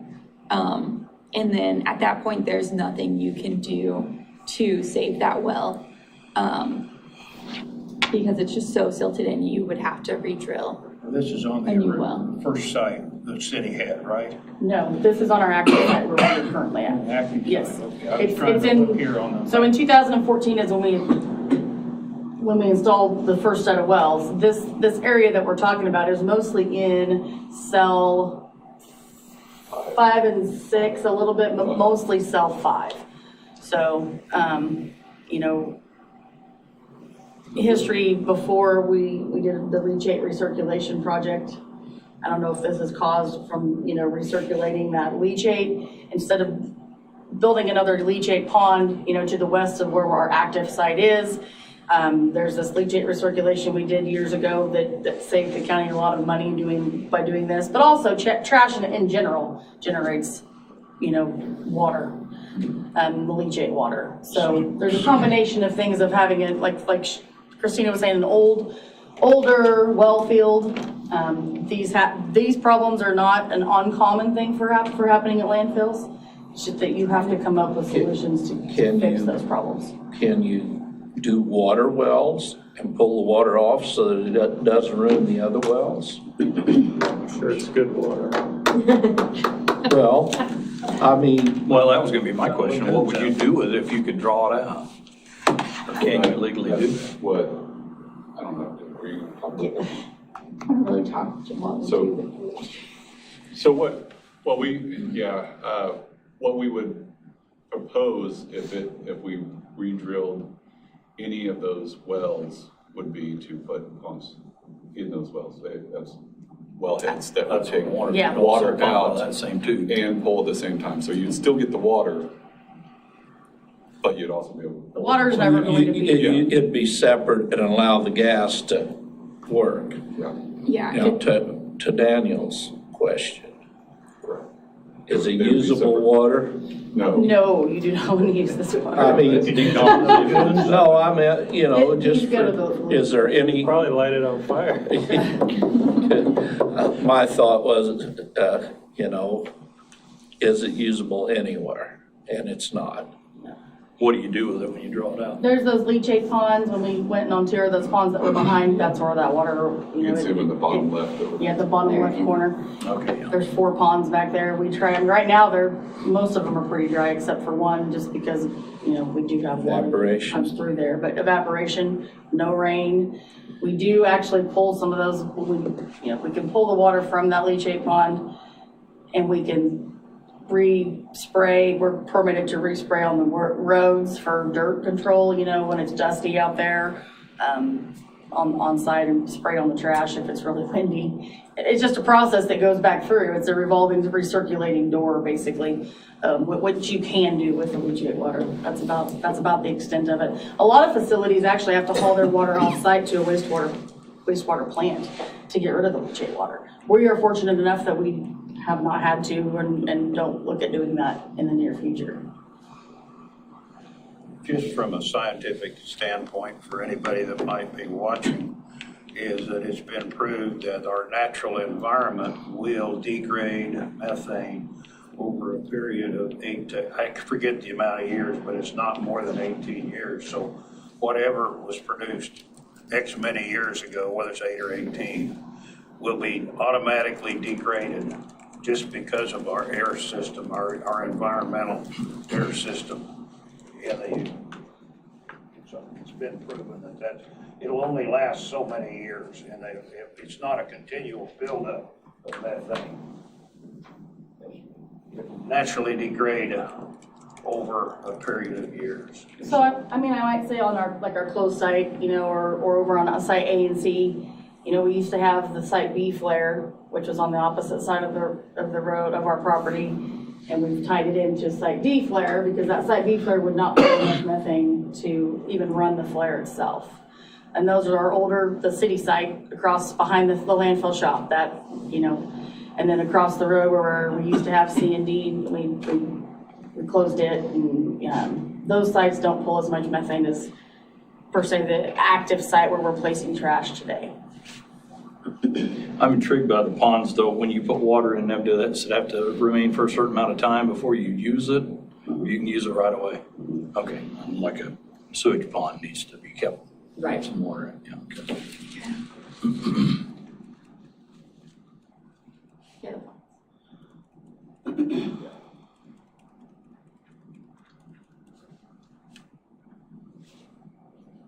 So some solutions, like with maintenance, we're trying to solve a lot of the problems, like increasing the system pressure to get some of the surging out of the lateral lines.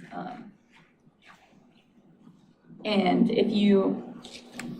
sometimes in trash, because of the way it settles, you get a belly in a lateral line, and the only way to fix it is to replace that line. And because landfills are always changing, that line can now be under 15 feet of trash. So to dig it out, you have to replace it and put a new line in. I'm hoping that we don't have to do any of that yet, but we're gonna have to keep an eye on that surging and see if we can fix it by increasing the system pressure. So we talked about pumps. You can add a pump to a gas well, and that's very common at other landfills. We currently don't have any pumps on our landfill, but I think that would help to keep wells working properly and extend the life of the well so that we're meeting KDHE and EPA regulations.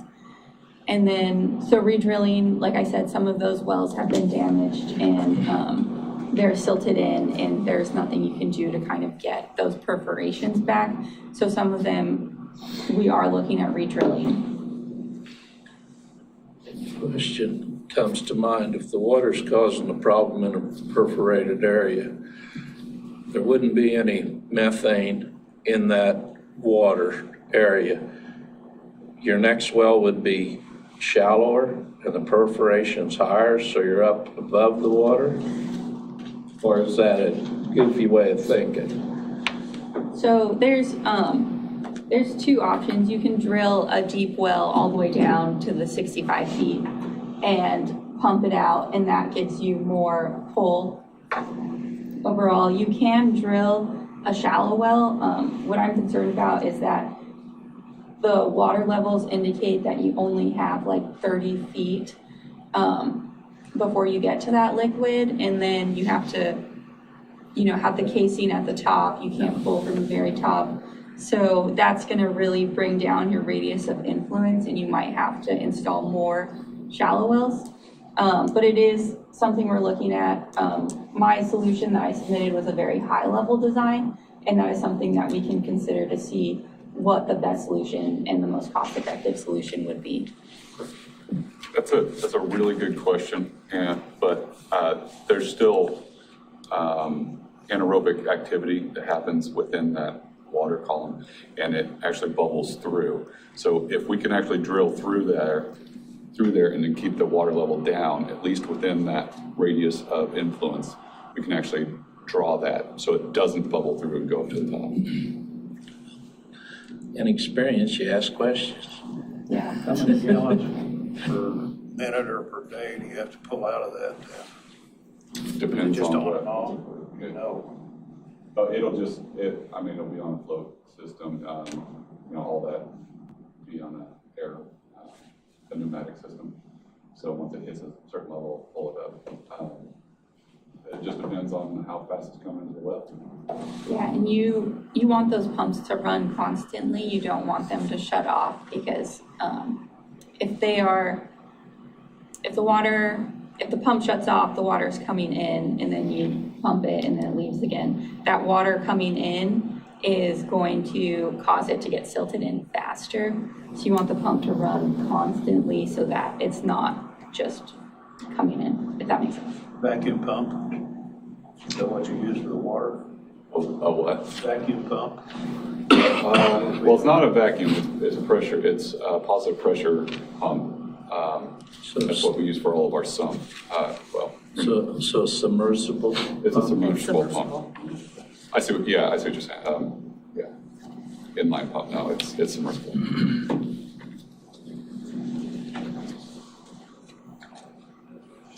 So basically what we wanted to do to get you guys thinking and get questions answered, we've got to come up with a plan and a solution to get in touch with KDHE. There's a few wells that we have to have something done here soon. So when we come back with a plan of these are the wells we're having issues with, these are what we're proposing and suggesting to re-drill, this is what needs to happen to stay in compliance with KDHE. We didn't want to come to you, especially with the new ones that have not, had the background of what this system is.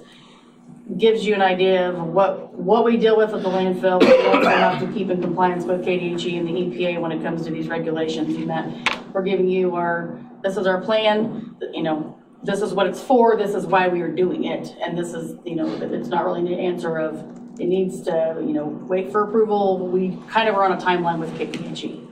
So, but we thought maybe coming to you, giving you this knowledge of how things work, what we're dealing with when we come and get your approval for what it's going to cost to fix these things. This actually comes out of our reserve fund.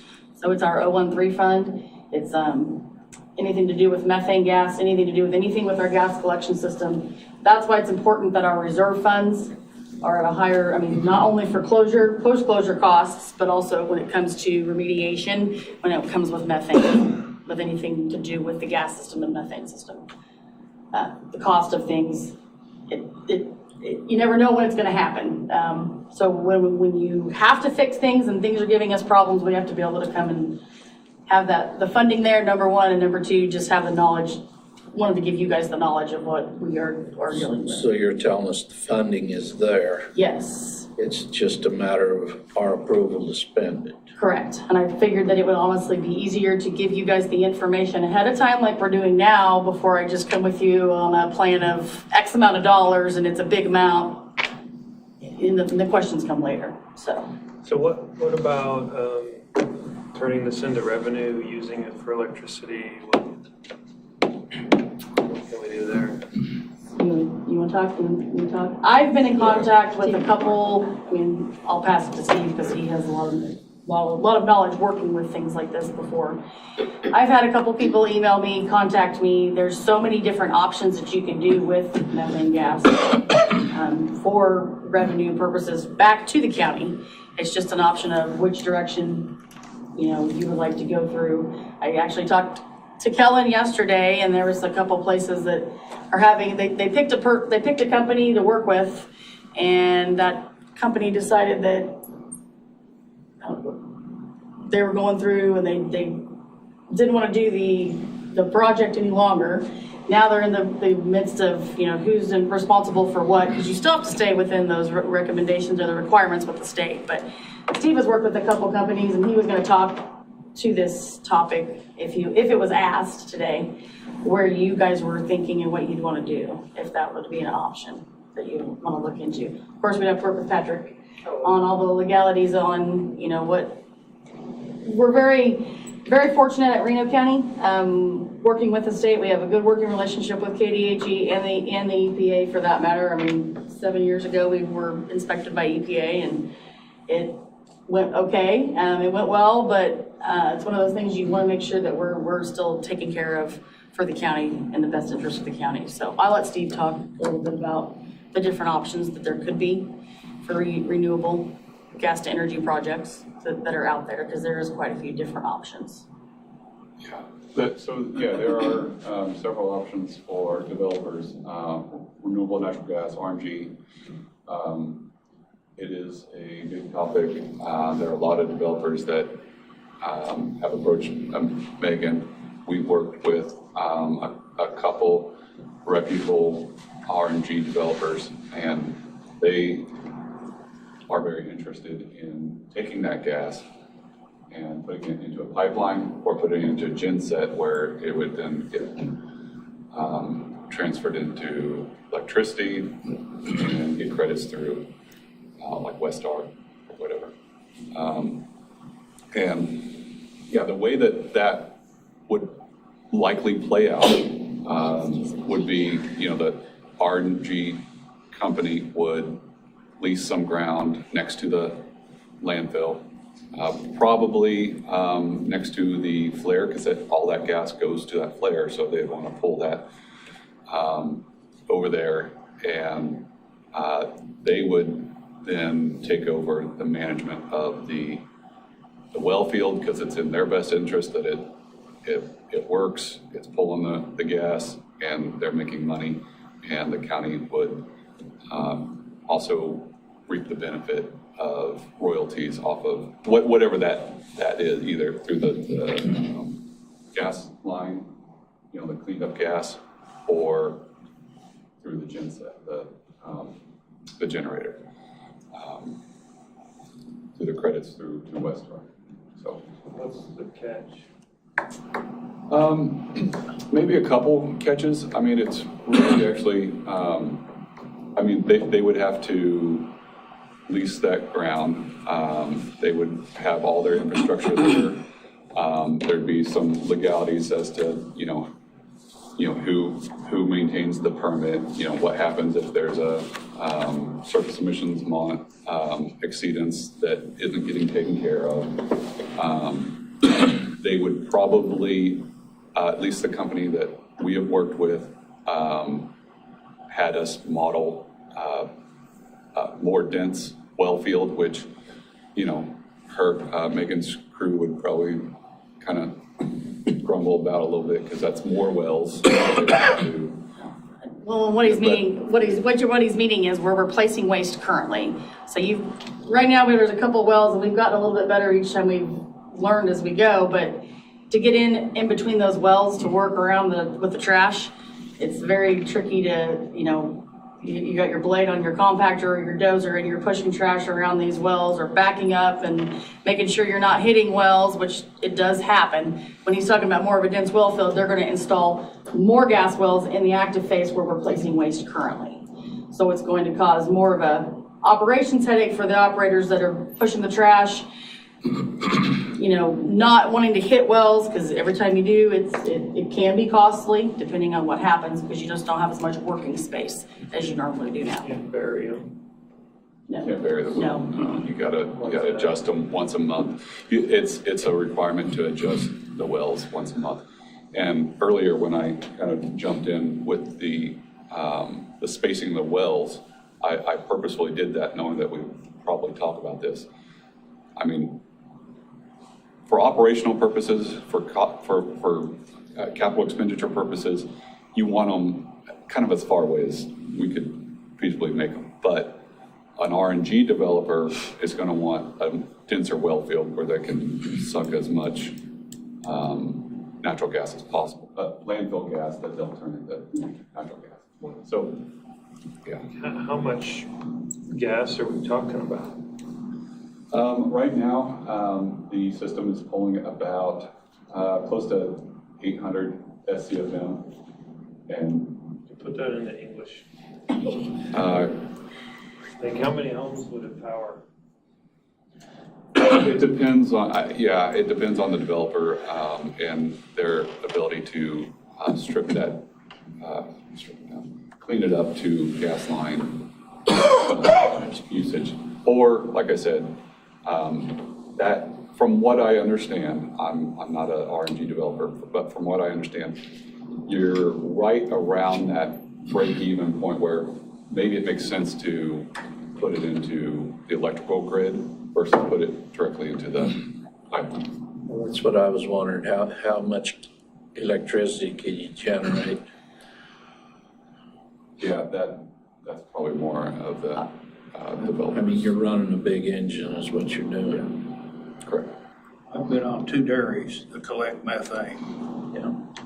And they basically run their electric system for their dairies, about 700 plus cows off of that, off of that methane. And how does this compare quality-wise or volume-wise with what something like that would be? Because if that's the case, we can't find anybody. What's the chances of scrubbing a little bit, mixing a little bit of natural or propane with it like they do, keep your engines clean, and create your own electricity? Yeah, that's a possibility. Creating your own electricity doesn't create the revenue stream though. It's What are we talking about revenue stream though? I mean, we keep saying that for the developer's gonna pay for all the equipment, the additional wells, maintain those wells from my understanding, but there's still certain liability back to the county with that as well. So, but you're saying revenue stream, anybody got any real figures to that? I don't have real figures. The company that I have been talking with has mentioned well, I don't know what their model is. They haven't shared that with me, but they've mentioned the royalties in the. So they will pay us something. Yeah, you'd still get royalty. If it went into the pipeline, it'd be a royalty. If it went into the electrical system, it would be like a credits that they would get, and then I guess that's still might be some sort of royalty. But what you're saying, you're right in the middle of figuring out actually what could be done with it. Well, I mean, the possibility. And what makes sense. Which direction, if you would want to go, which direction we would want to go. But you almost have to, it's hard to send out an RFQ to all of the companies that have interest because they're, none of them are close. They're all states away. And you need to decide on which direction if this is an option that you want to look into, to where we'd have to have our experts help us be able to tell us, we need to, this is what we recommend. Go ahead. I've had a thought process. Megan and I and Randy have talked about it a little bit before, and so basically, if we did something like this, the county would be sharing, giving up legal rights in the landfill. Currently, we control the landfill completely. If we do a contract, then we're sharing it with someone. So I think we would figure out what we would be willing to live with, and put that out there as an RFQ and say, okay, this is what we'd be willing to part with. This is how much we'd share the landfill. Who wants to partner with us under these terms, and how much would you pay for it? And then we'd have a committee that would look at who'd come through, and then bring it back to you guys to see if we did it. What you don't want to do, in my experience, is talk to too many developers, because you can just kind of spin your wheels a long time. Some of the questions you guys are asking, how much, it will take a long time to get a developer to ever commit to figures. So you really want to kind of control the process, so we know what we're parting with, and they have to commit to what they're giving us for it. That's kind of the process I would go if we want to do this. I'd like to know how many kilowatts you can generate off of the present supply you have. Is it going to be more feasible not to give up our rights and become liability for that standpoint, or can we generate electricity and use it ourselves? sell them. I don't know. I think I would think that'd be a whole much more, to generate ourselves, we'd have to become almost a utility company. I don't know if we're ready to do that. I don't know why if ordinary businesses can do that, why we couldn't. Well, we probably could. I think it's just, from my understanding, it's considered just like putting in a solar system. It's a renewable system, and you can produce your own power and put it back in the grid. You're not going to get paid a lot for it. No, and there's a maximum amount you can save on your own too. Yeah, you can it's not revenue, but it's a cost offset, right? Like, imagine we're paying, what, a couple $1,000 on electricity every month down there? I actually think that'd be a better idea. I mean, when I walk through the facilities out there, it's pretty much all electric.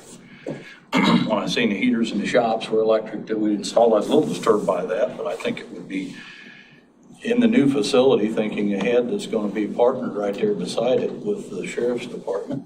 Would it be able to subfeed that as well if we did our own electricity? I mean, because it's going to require quite a bit. So I think it's something to look into.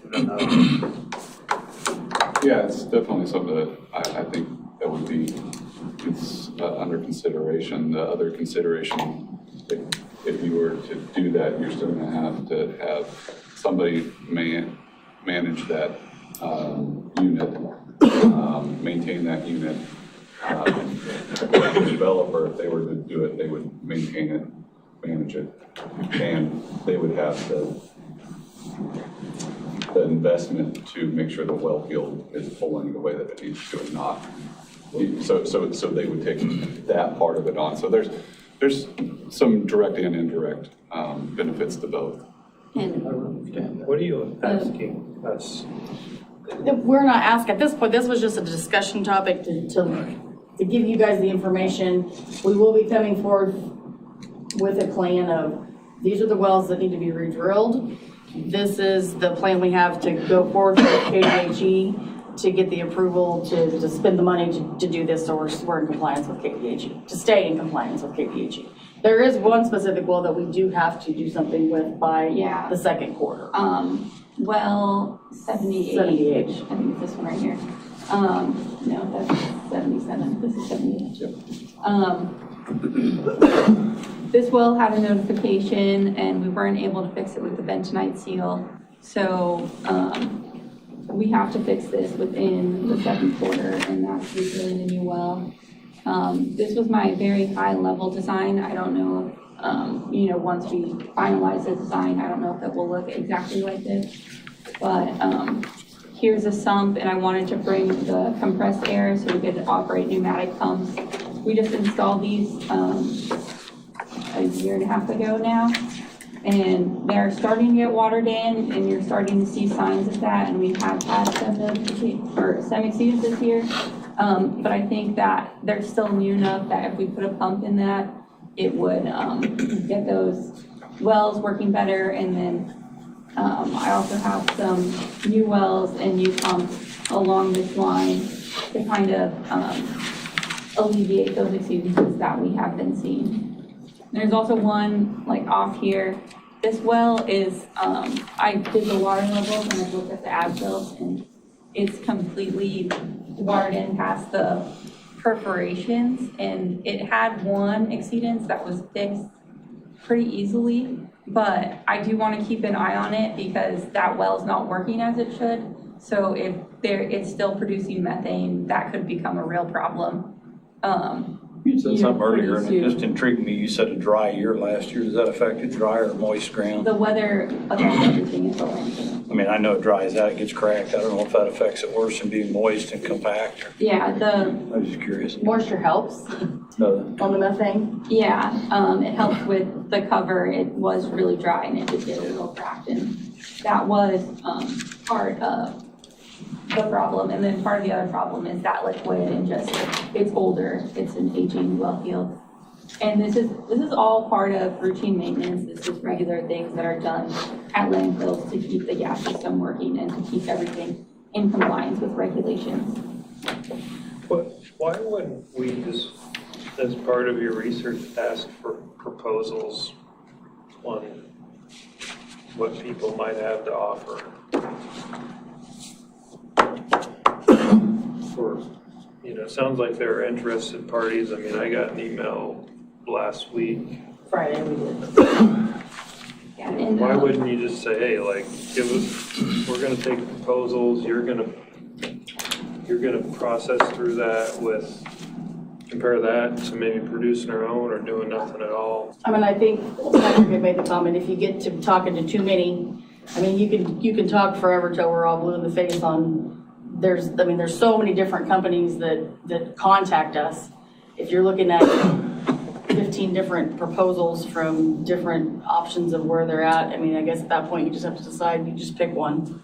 And can't you just put the data together and be like, here, send us your proposals, we may or may not ever contact you again, and then you have, like, the thing that bothers me a little bit is, like, there's an opportunity to either reduce our cost or get revenue, and that's like a parallel track to the ongoing problems we're gonna have for eternity on this site. I'm like, why don't we just start working on this and reduce our cost today, and then you guys can keep working on playing whack-a-mole for the next. One thing with developers is you really want a reputable one. I was working with somebody from Field Services who's worked at a bunch of other landfills, some that already have these RNG plants.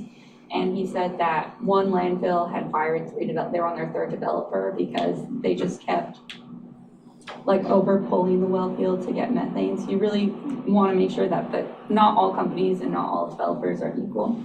So you want to make sure that you're going to do. Isn't that part of the RFQ? Like, provide your references, provide your previous, like, it's just giving you guys data to like bring back a recommendation for us. Yeah. And like, more seems to be better, right? If you get 15 applicants, then you can. And the other issue is this hasn't come up to be a topic of conversation with the commission. So, we are contracted with SCS through 2024.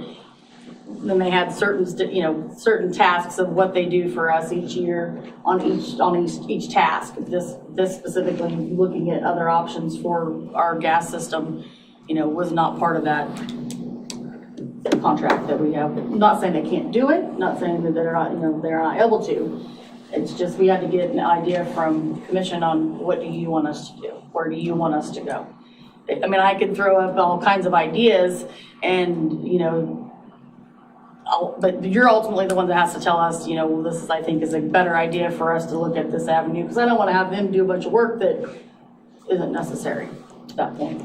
So I am up for anything to where I just need to have a direction on where do you want me to do from here when it comes to this gas system. I would say right now, the issues we're having currently are with the system, we're gonna have to make a decision. We're gonna have to spend the money and get things fixed now. It's because working with the developer isn't gonna happen overnight. It's gonna take time. I just look at it as two separate issues. You got your ongoing operations, and then you have an opportunity when your food costs or increase revenue. I mean, it's been years ago, but we were working with, at the time, Morton Salt. And it was to the point of, it got to the very end of the discussions and the agreements, and it was the line from the landfill to Morton Salt was going to be, at that time, well over $1 million, and Morton Salt said, we are not spending that kind of money, we're not doing this, they backed out. So, I mean, like I said, we just need to have a direction on. Well, could you guys come back with a proposal that we could look at that said, here's how we can help you determine what you can do with all this excess gas besides burning it? Like, basically, here's how we'd start a RFQ process, or here's how we would research ways to increase revenue or reduce. To Daniel's thought, before you can sell something, you got to know what you got to sell. Is there a way for us to get the volume that's being flared? Once you have a volume of gas that can be used in any of the ways that have been brought up, then you've got to know what you got to sell. You got to know what your inventory is before you can sell anything. And that's it. Do we have a good way to figure out what's being flared there and what is available to sell, to work out with somebody? The quantity isn't, and we can get that answer. It's the quality of our gas that we have that would have to be going, Yeah, I mean, the gas comes from trash, so it would have to go through a lot of processing in order to do anything with it. So then you're not necessarily gas coming out, you're to saleable gas. But I still don't understand, like, if you have people that are interested, they can come out, get a sample of the gas, they can give you a recommendation. Like, it seems like we don't have to do a lot of work here. Like, we just tell them what's. We have worked with a company, and I just didn't want to like name names here, but they paid us to do a model for that gas generation for them, and with permission, we gave the numbers to them we took the model and we did a model for them, and so being as though it was, a private contract with them, I can't necessarily give that to you, but there have been some developers that if they wanted to be that interested, they could have that model. Why wouldn't we just do an RFQ process? Could. It's just like Megan had said, that's a lot of data to go through, and then do you pick the right company at the end of the day? It's tough to. Well, I mean, ultimately, we're gonna pick a company anyway, so I mean, if you've got multiple bids, you've got a better chance of getting a good company would be my thought. Rather than, picking a few, if we just made it up into the public. I mean, that'd be my thought, that you would, sure, you're gonna get some bad companies, but, you check the references, and, you weed those out pretty quick, and then, I just think there would be a better chance of success if we open it up to everybody rather than, working with. Well, when you say everybody, I mean, I don't know all of it. I don't we'd have to put it out. I don't think we're very organized on this topic. I think we maybe need to get it on the agenda, and I think there's pretty good consensus here that, hey, this is an interest of us. We'd like to get, it open for proposals. What I came today for was just the system here. I mean, this topic came as an afterthought, but I mean, today it was getting you guys on the right line of this is what's going to have to happen. That's going to have to happen to get it fixed within the next quarter. That was helpful. I just think there may be a little disconnect. Like, I think all of us up here are thinking like this is easy. Like, let's just throw it out there and see what comes back. And like, I'm getting a totally different from the other side. I know it's a separate topic, and that's why I suggested we should put it on the agenda. Put what on an RFQ or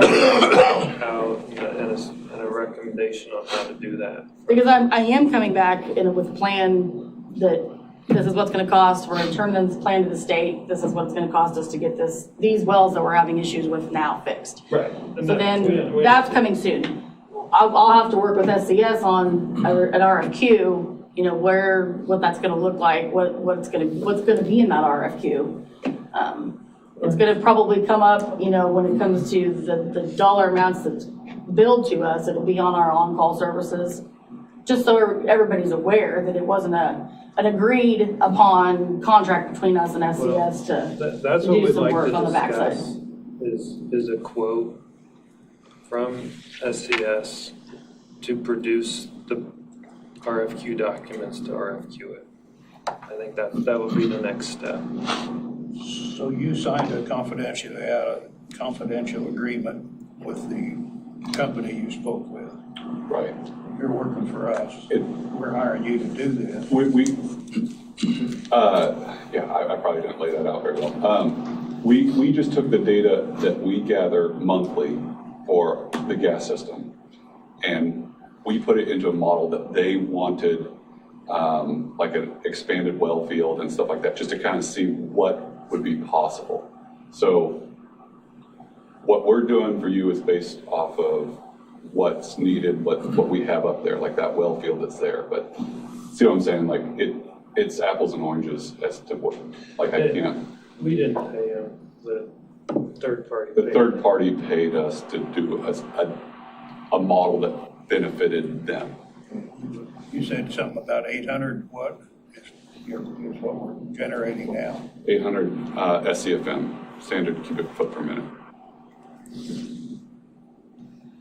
And that is only, it varies between like 40, it's about 40% methane in that 800 SCFM. 40%. So you're losing 60%, you gotta scrub out, right? Correct. That's the answer right there. 4 times 8's 320 usable. And it also has to be clean, but I don't know I don't know a lot about the cleaning process and getting, any moisture or contaminants out of it. Let's do a check in here. Does the commission feel good about, getting an update here? I mean, everybody's understands what we're doing. Yeah. And you're gonna come back with particular requests on, what we need to do to stay in compliance, right? That was topic 1 here. Correct. Okay, the second topic is just rates, right? You wanna move on? That's on, if we're good on this topic of discussion.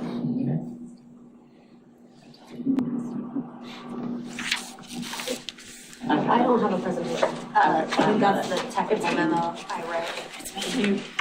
It's Megan's turn for the microphone, proverbial microphone. You want the mouse? Sure. Go ahead and go through. Thanks. So what we did on this is about our financial status with Reno County at the landfill.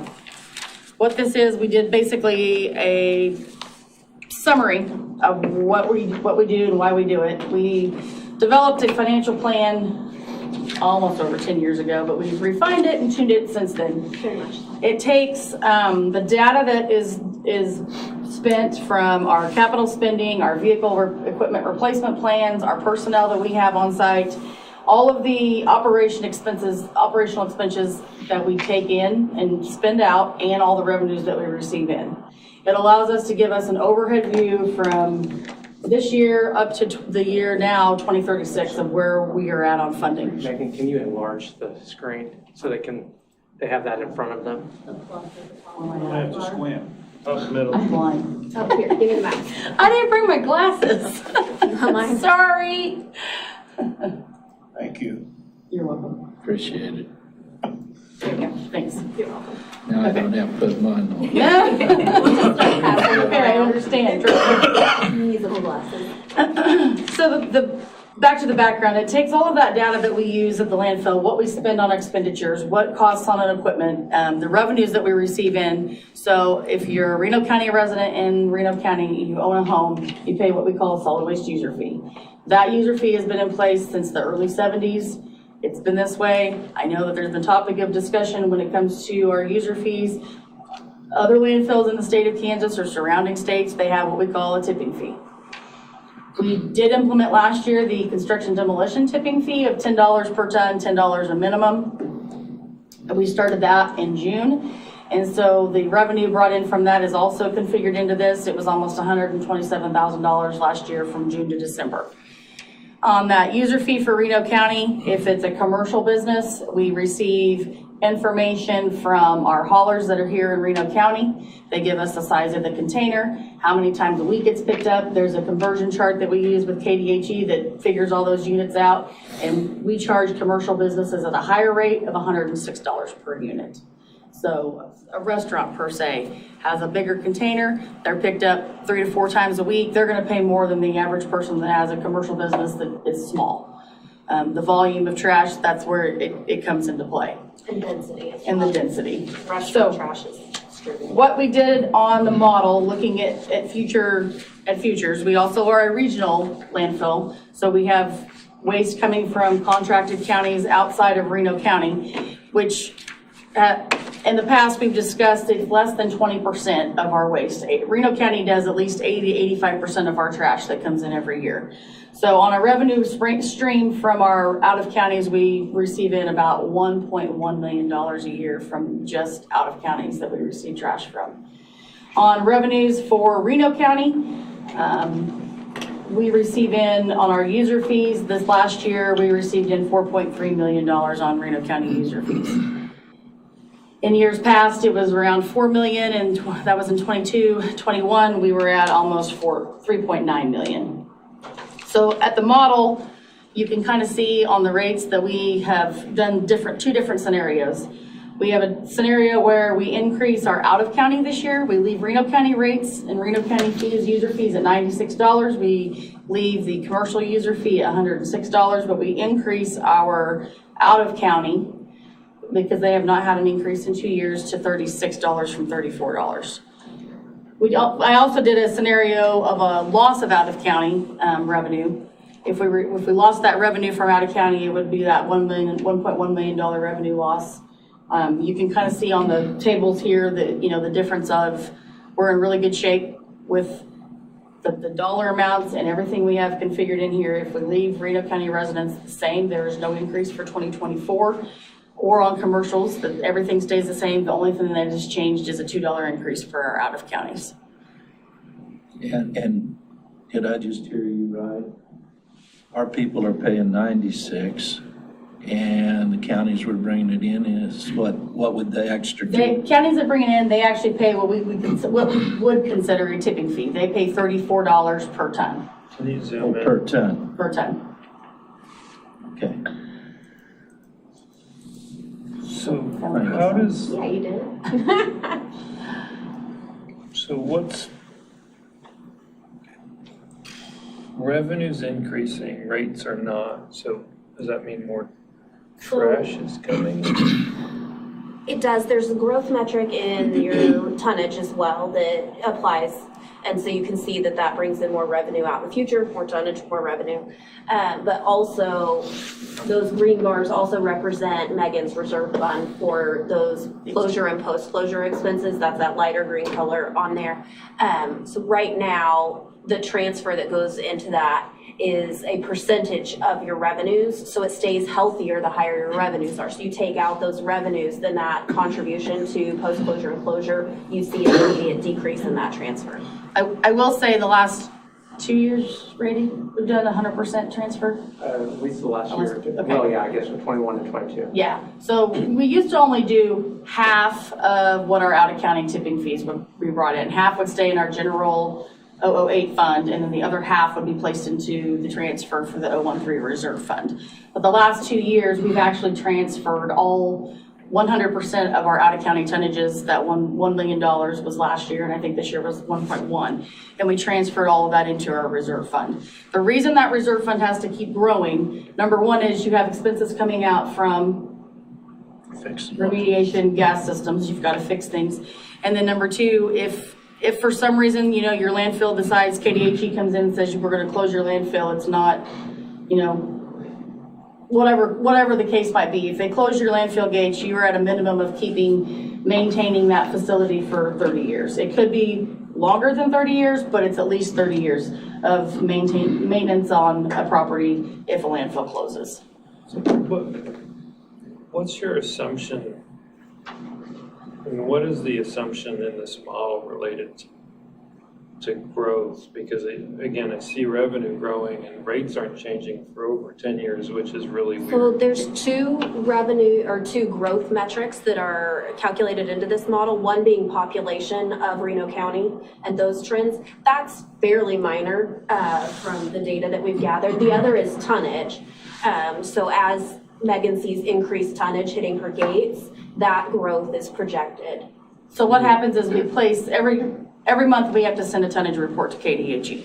So what we do is we place those tonnage report data that we receive, that we have, and place it into this model, and it gives us an aspect of growth. I mean, recycling is a big thing 3 years ago, but it's kind of trended back the other opposite way because China's not receiving as much recycling as they So used she's to. seeing more tonnage. So I'm seeing more tonnage coming in from Reno County side. That's what I was wondering. Yeah, with Throwaway diversion Society. processes have. Yeah. Another big one, you know, for instance, Sunoco. It closed here in Reno County this month.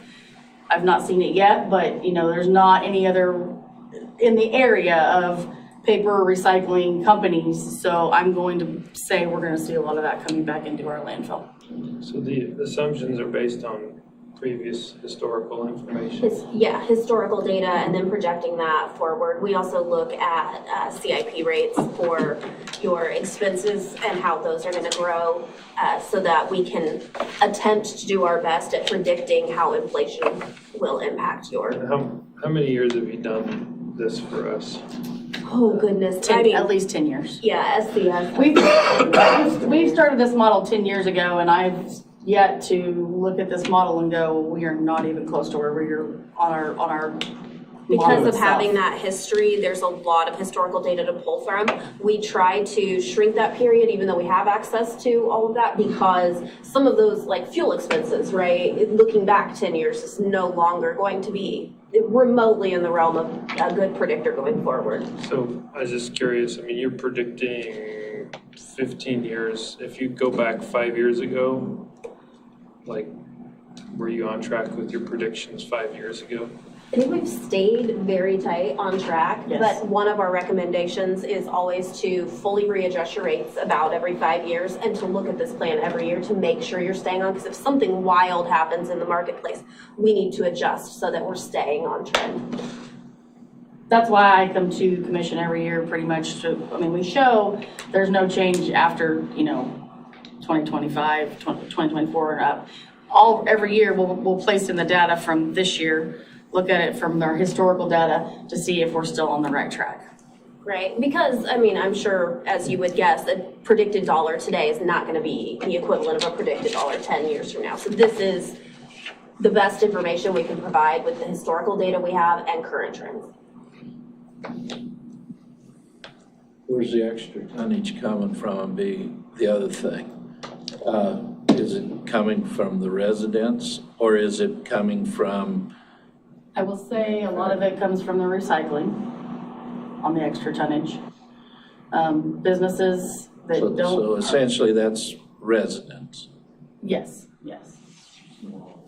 Or businesses that used to go to recycling. I mean, it's a variety. I can't tell you exactly where it's coming from, but I do know we get a lot of MRF trash that's coming in from Reno County. So what, I've heard some anecdotal comments about our new fees and are residents or property owners of Reno County charged for using the landfill? So the only thing that you have to do, the only two items, I said two items, but there's special waste. Special waste is what KDHE considers contaminated soil, anything that requires a special waste permit that goes into our municipal solid waste landfill. Asbestos is a big one. If there's anything that has to have a permit, you pay a per ton fee to bring those permits in. Most of those are commercial businesses. They're not individuals that are doing business like as a resident. We also charge now for construction demolition. The solid waste user fee on your taxes is for the trash that you can bring out, tree waste, compost, appliances and metal, tires, concrete, tree limbs, tree brush. The construction demolition fee is the fee, it's $10 per ton, $10 minimum. If you are a resident or a commercial business, it doesn't matter who it is. If I were to bring out, say we tore down a building at my house, I have to pay for that at construction demolition at $10 per ton. It's roofing waste, it's lumber. We don't accept railroad ties, but it's any kind of construction material that comes out. Those are the only two things that if you're a Reno County resident, that you have to come out and pay for it, because the rest of it is covered under that $96 fee on your tax statement. Do you know how much revenue we've made from residential C&D? I didn't do a report on the residential side. I did, I mean, as a whole from June to December, and it was almost $128,000. I didn't focus really on construction demolition today because. Is that a record you keep, the difference between commercial versus? I mean, I have, residential C&D? I guess I could, I do have it right here. Hold on just a second. I focused more on MSW, thinking that would be the topic of discussion, so that's what I did, I guess, huh? It's all right, though. Let me look through my data here, and I can maybe give an idea. We're a wild and crazy group. It's always opposite of what you think. I don't have it broke up by residential to commercial. I just have the, like for Reno County, for 2022, construction demolition tonnage brought in was 25,055 tons. So I don't have it broke up by residential or commercial. I can, we can run a report on that and get that data on the commercial side, but it's very the residential is very minimal. I will tell you on the MSW side for residential, that Before you go there, like, that's kind of maybe the point I was trying to make is, if it's minimal, why even? You can't, I can't be the police to charge I mean, everybody's gonna say that's coming from their residents. Well. If it's even, I mean, it's hard enough to. Now, when you say commercial, are you talking about even independent people that pick up that come in that hauls trash for somebody, or are you talking nicely trash, waste management? When you're saying commercial, because Well, it could be, individual are you company talking pick up. construction demolition, or are you talking municipal solid waste? No, I'm just talking the tipping fee. That's been I've had a lot of people comment about that too. And so when you're saying commercial. If you're coming out and you have a couple boards, I know for a fact that the people that work in the scale, they're not charging for those couple of boards that are coming out. If it's a pickup truck load full of material and wood, and it weighs, 600 to 700 pounds, then they're gonna get charged $10 for that material. And we have to. Isn't it obvious, like, the guy that comes once a year and the guy that comes every week? I have no idea on that. I can't, I mean, I've had other landfills where they scan driver's licenses to track that. I don't know that that's a direction that you guys would be interested in going. And it does put more of an onerous on the scale house attendees to police truths and where waste originates What from. about just an honor system? I think those people tell the truth, to be honest. Maybe not, but. I mean, maybe not, but you have to take that. Simple idea. But you have to take that risk of, if they're not losing over $100,000. Well, I'm just gonna give a revenue stream.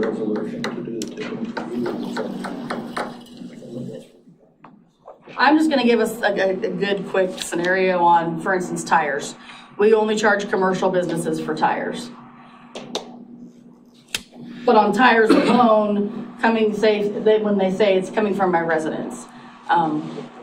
Just last year, just residential tires only, we received over 295 tons of tires.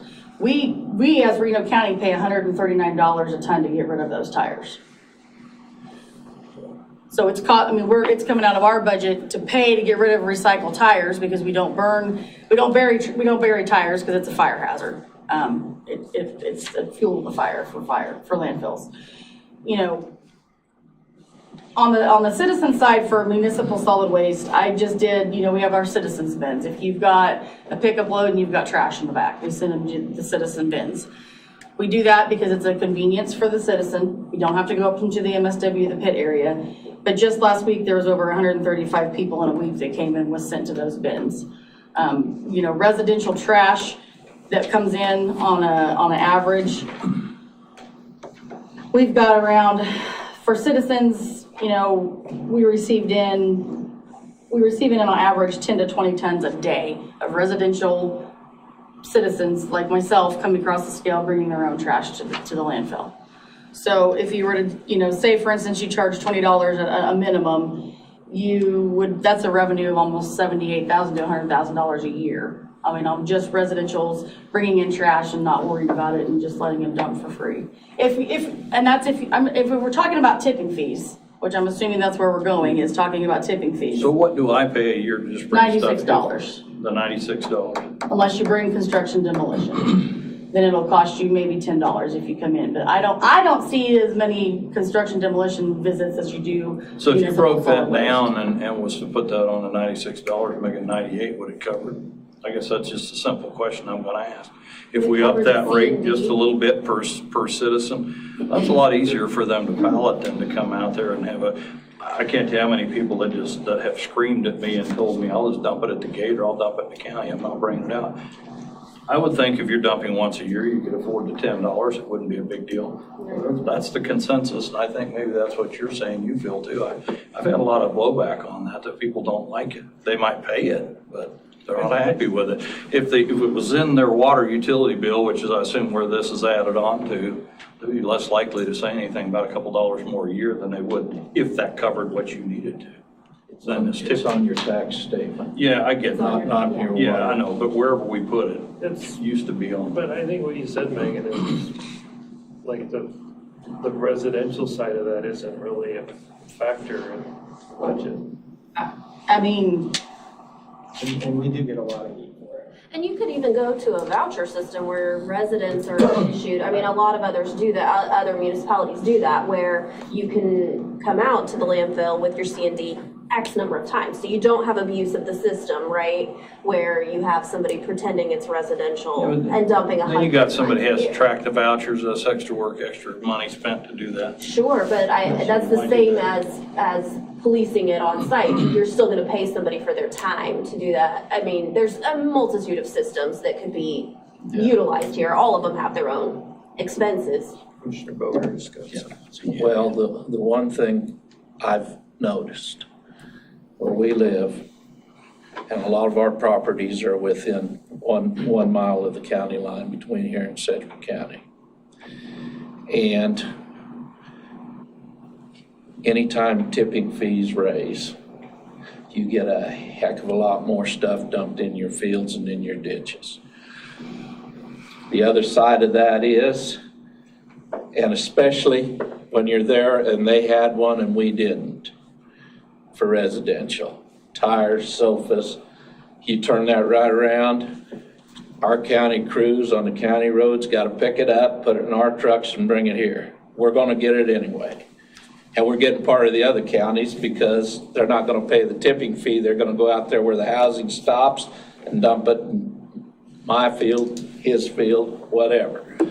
Or the local government's ditches. It's either our employees picking it up and hauling it or the township employees. I'll have to say here lately it hasn't been quite as bad. I mean, you wouldn't believe what I've had laid in my fields. And the best thing you can do is if they're stupid and they leave you some mail with their name some and mail, address on it. yeah. Call them and make darn sure that they know they will pick it up within 2 hours, or you're I'm gonna call not along. familiar with what code enforcement is like in Reno County, or what the public works, there isn't any, okay. Because that's where that liability would fall, would be on that type of enforcement. But I will say that, to add to this conversation, that we are not asking for increases anywhere except for that $2 out of county. Megan's not asking for increased rates, so hopefully you wouldn't see that kind of behavior incentivizing rate increase that you're discussing. and again, this isn't a decision time. I mean, we're talking about it so I can come back and say, if I get the consensus that there is no rate increases except for our out of counties right now on the model and the things I'm showing you. And if you look at it, you can see how healthy her fund is. She's running great. County, what is Saline County, and what is? Saline County is $44 a ton. Barton County is $42 a ton. Butler County is $34 a ton, and McPherson County is $75 a ton. And that's great information, but that doesn't tell you that their operations are healthy or the last time that they had rate increases. So, because that's the first question, anybody who, in the public that comes to you goes, well, my neighbor pays X dollars. And I know the question and the topics have been brought up on our user fee system to the tipping fee system. Are they both feasible? Are they both workable? Absolutely. It's just a way of figuring out, you know, if this is working and everybody's okay with it, then great. If not, then we have to come up with a different study to look at what it's going to cost Reno County residents to be able to fund the landfill to have it still where we are today, what that per ton fee will look like. A good, for instance, is you pay $96 on your tax statement today. It's $8 a month if you want to break it out. I am not in favor of any tipping fees to replace what we already have, because I have been through that before. And even if you find a prescription or an identification on that person's trash pile in my ditch, I can't do anything about it, because I can't, he's gonna tell me, well, so-and-so hauled it. And it's just been an absolute nightmare to him. And when we went to this method, basically there wasn't any dumping to speak of. So I want to speak to that because every year I've been on the commission, I complain about it being on the tax statement. And I think the argument is, well, then you got to create a tipping fee. And that's not what I'm saying. I don't want any tipping fees for any resident that goes there, number one. I do want a fee. I think the fee should be on the municipal rate. So if you live in town and you pay, I think Bueller's like $12, right? $12 a month. You would pay the $8 a month, which equals 96 on your refuse bill. So you would basically collect it on your utility bill. That's it. Like, I'm not suggesting there's any tipping fees. So your suggestion is just transferring the 96 from real property to a utility bill? And the commercial side too. I know the commercial side is inaccurate. I have evidence every year, like we have. The collection of that? Yeah, it can't be accurate the way it's done today. Like, and I know every year, because we have property, every year we'll find one that's, you know, calculating the wrong amount of dumps per month, or it's got the wrong cubic yardage, or it's got a fee. Like if you just put that fee on the bill you get from Stutzman or Nisley, whoever, like, then you're not having to keep accurate records. So you're sending that fee back to privatized haulers? Yes. What are you doing now, or what? The suggestion. Oh, okay.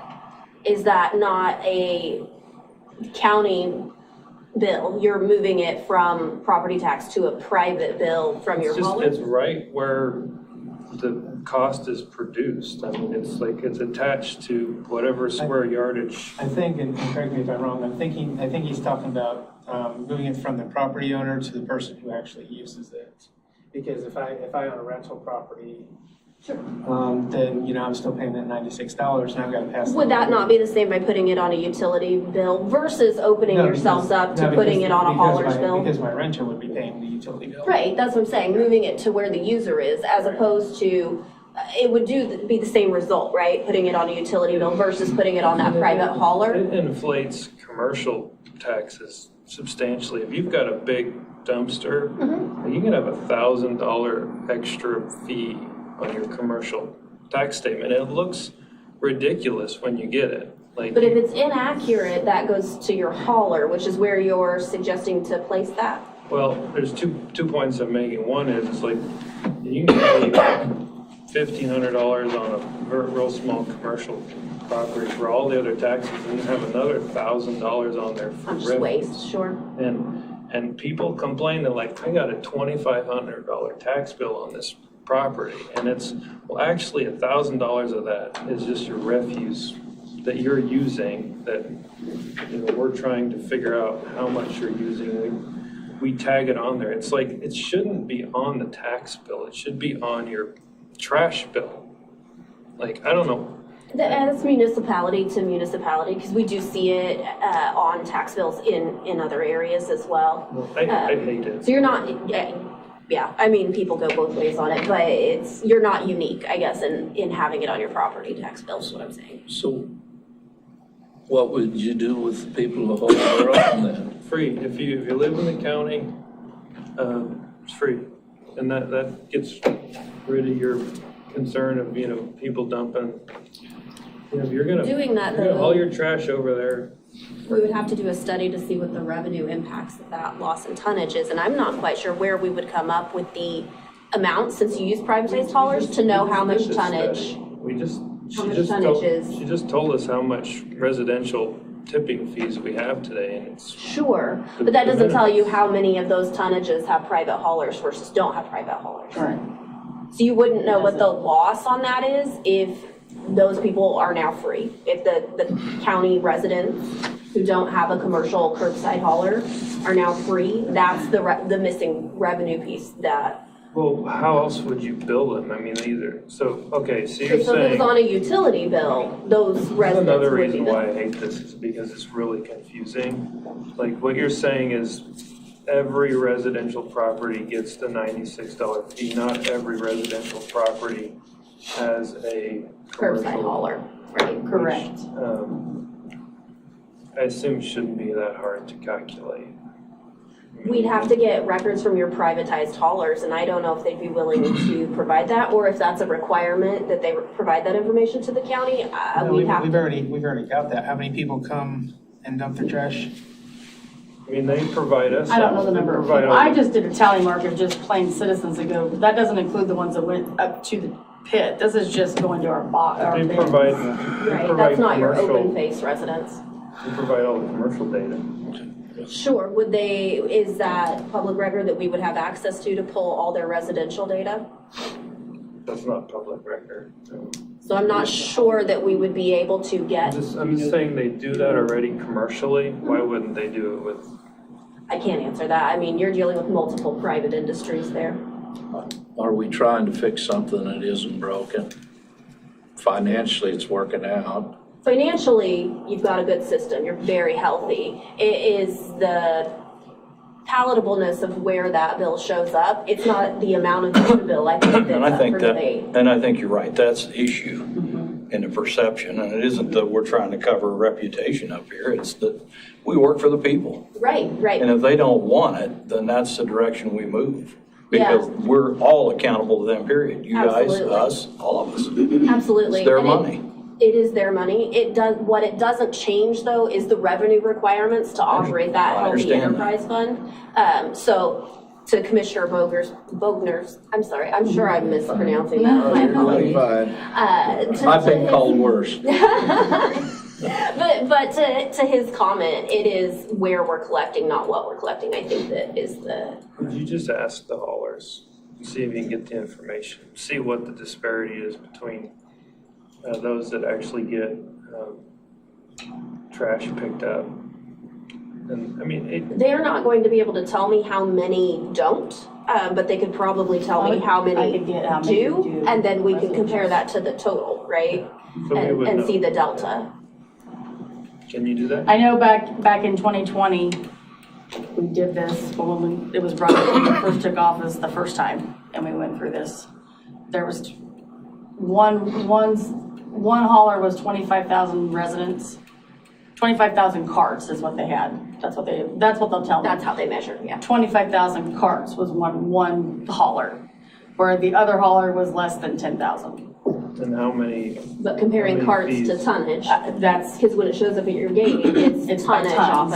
off of a packer truck. And those are numbers that I just remember looking at my emails from previous years. 25,000 carts was the one number, and it was under 10,000 on the other hauler. And how many Reno resident units do we charge today? On the residential side, I will have to get that from the appraiser's office because we just how many do- properties How many collect that properties? assessment? The other part is I that have- you gotta talk to the appraiser, they gotta change the thing, it's. Oh, Thanks, Mary. Got an answer. All right. People, real time. That's faster than hitting that button. Right? Yeah, you like that? Okay, residential, this was last 22, right? 22. Okay, 28,982, so times 96. So take 28,982 times $96. How many did you say? Commercial was 14,168. On the residential side, how many was reported by the haulers? 35,000? And we're charging them? And she said there's 28,000 households. 28,982 is what is part. 29,000. Yeah, 29,000 basically parcels. Because some people have two bins. Yeah. Well, there's a point too of like, if you live out in the county and you burn your trash, like why should you pay for that? I mean, I send my kid to private school, I still pay taxes to support the There's a public whole school. nother argument for that too, right? Sure, when I burn my trash, I can't burn a refrigerator, right? I'm still gonna be out at your landfill, I guess, is what I'm Just a little saying. back history. I know you guys worked on this and did it. I heard a lot of flack in the county before I was ever even ran or was in office about the private tipping fees for residents. Was there a thought process for having to do more money to the commercial haulers at that time? You needed more revenue is the reason we did this? I'm seeing you're ahead of revenues and I understand you need a reserve, but Are you talking on construction? the whole demolition? thing for the tipping fee increase and then for the Going to resident, tipping the fees. resident included in there at that time, it sounds like. It was because of the fact of how you're going to determine who's commercial and who's, well, when I say commercial, I'm not talking haulers. I'm talking roofing companies is a big one. Well, they're tearing a roof off, say your house. Here's what happens. They're tearing a roof off of your house. They're charging your insurance company $200 for a disposal fee. I understand. Before we did a C&D fee. They came out free. we were taking, I don't know how many times, roofing material, construction material from out of county for free because they're coming, we're coming from Reno County. I physically went out to locations out of Reno County, in Harvey County, in Rice County, walked up to them and said, you just said this was coming from a Reno County address. I just followed you here. I mean, we were taking in incoming trash from out of county that we weren't getting no charges for. And when the discussion came up about tipping fees, that's when construction demolition, we looked at the cost, we looked at our tonnage, what we receive in, and the $10 minimal fee that we charged, it was a way everybody pays the same because you're not gonna deem if you're a resident or you're a commercial. There's commercial small businesses they're home improvement businesses. Well, I know one thing, we will not solve this today. So. Very true. Is there, I think this is a little bit of sounding board for the group to go back and work on some recommendations. Are there any other questions or comments that were? The only thing I noticed in all the data when I was reading through, and it came up earlier in the meeting, where are your excess funds held? Does that go through the clerk or the treasurer's office? Excess funds, meaning? Those funds you're putting away for later In the year? reserve fund? Yes. Our 013 fund? Yes. I'm assuming, I thought I saw a figure of 0.25% in your figures for interest on those funds. When was this put together? Recently, half year ago? Because the interest rates, both on what you might be charged and what you're getting for those funds, I don't know what you're actually getting, but they seem to be out of place for today. Personally, we had to redo a bunch of stuff in the last. Got them in a money market fund, a CD? No, are you talking about on the summary sheet where it says how they get when we're talking about our?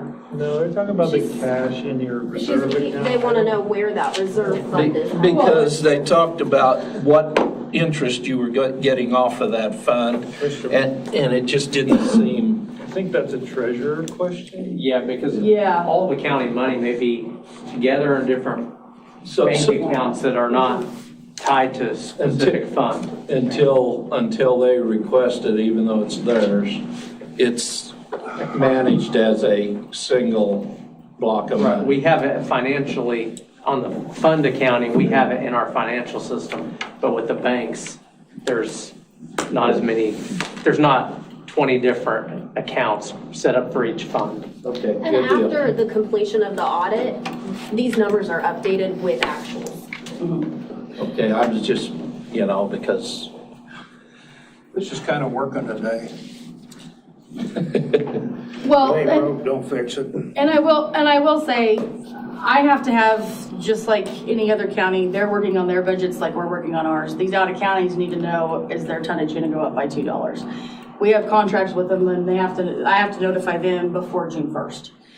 So, I'm gonna be coming back, it's one of those things that we can't fix. We're not gonna come to an agreement today. It's not gonna be changed for 2024.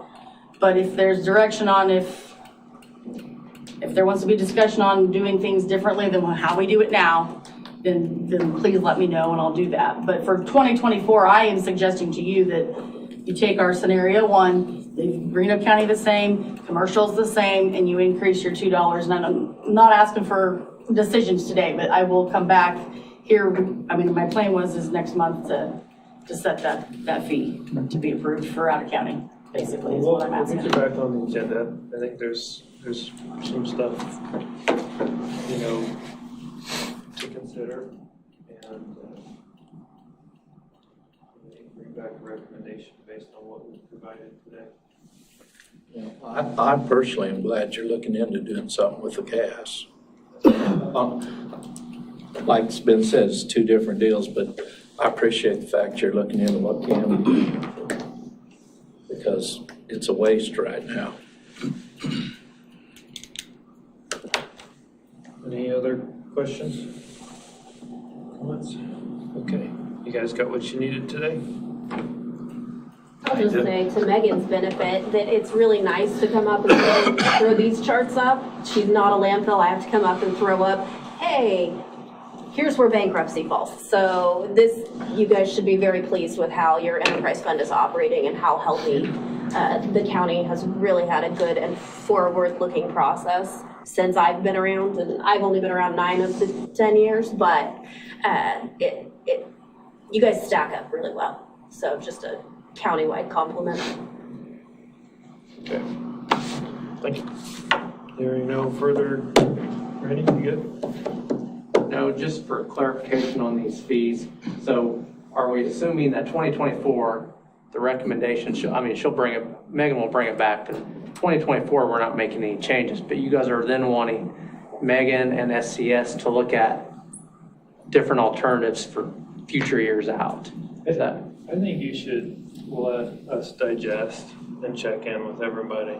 It seems like this is one pretty good, my feeling, one of the things I want to digest is it seems like we're still pretty low compared to our other surrounding counties from a tipping fee from an outside perspective. And if we can increase it $4 or $6 and decrease the Reno County side like that. Okay, are you saying increase that out of county and decrease residential rates?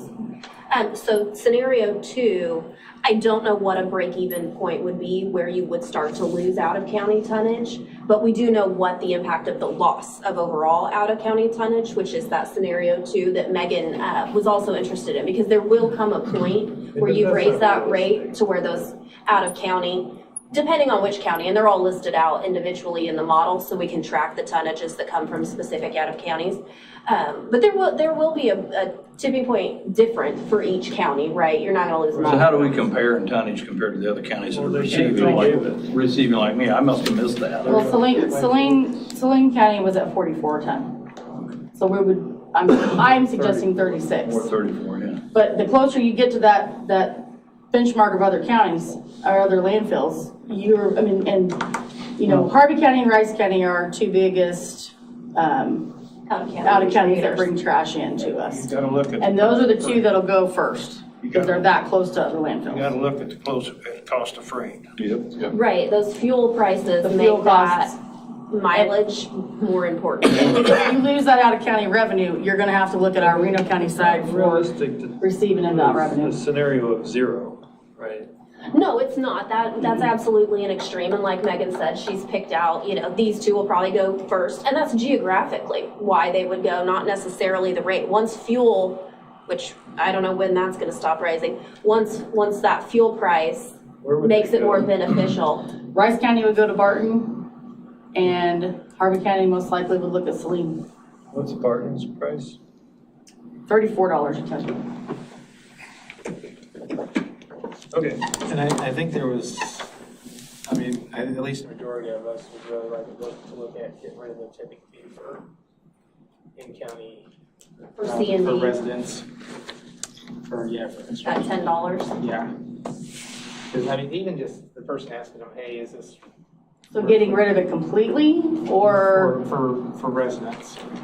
So just some history from my knowledge of being here, there was a real adversity to going towards over $100 on the user fee. So I guess that's where the need to come up with those funds elsewhere. the alternate tonnage came into play. We did that model, we did the same kind of model last year without a C&D fee, where our number on that Reno County user fee had to be, and it was closer to the $100 ton. What is the C&D? Residential C&D is what we're asking to drop. That's what I'm saying. We did it last year to where the model showed on C&D, if we did not take in the C&D tonnage, it was changing the residential user fee. And he's saying leaving commercial and just removing residential, that does put you in a position of your administrative onerous of policing that. Same way we did ask, are you from Reno County? Right, but you could have commercial, And we will, but the majority of people aren't. The question is, what is the impact if we remove the residential C&D fee? They have that number, right? I can write a report for residential C&D. Okay. But it's gonna take away, the appraiser's office now, if you had an owned property in Reno County and you had an old building on the property, we took we took the user fee off of that property. So if it was a parcel that did not produce actively. I can what I'll do is I'll run a report on residential, see what comes in for C&D on residential. Well, if I read my Harvey see. County stuff right, I've got a Barrack quarter over there and they are charging. Well, damn, I'd have to go back and relook at that. That's Harvey County, you said? Yeah. So I haven't seen where we're doing that in Reno County. It's just if there's residents, like you're saying. Usually. Or like this, $96 of taxes.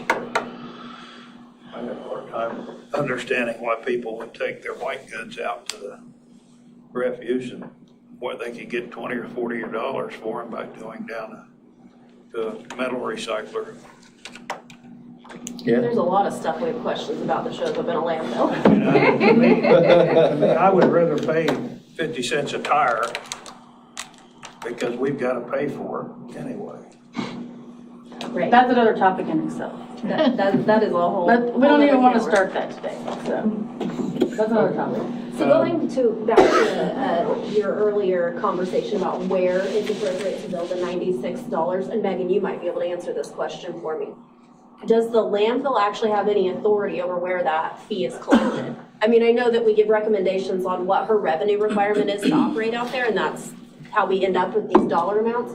But does the landfill actually have the authority to determine whether that's tax bill, utility bill, private hauler? I don't think so. I mean, I think it's built in resolution by us today, so it would have to change, right? Yes. Okay. That was my assumption. The one thing I see is coming on your tax bill. That bill's already being sent and they have the data. They know where every residence is. Maybe that's why it landed up there years ago. I don't know. It's not as accurate as putting it on the trash bill. I can tell you that. It's not, but then that creates another snare. People are gonna scream because their bill went up. Right, and gives And it will. the landfill The an hauler will. opportunity to be the guilty party, because they're gonna, while they have their billing system open and they're switching over your just saying, bill, I know they're what gonna say, you're oh, now we need a fuel surcharge, now we need this, and they're opening up their rates, and you guys are gonna get blamed for all their adjustments, when it's not your liability. It's just like anything, like It's just that political will. users, most people, they tolerate slow, smaller fees over time than they do one giant fee.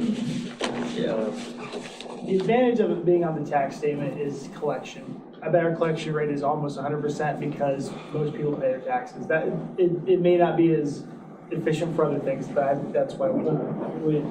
Another comment from the PD guy. Well, I was sitting on that, but we kept talking, so I thought I'd say. I'm gonna adjourn the meeting.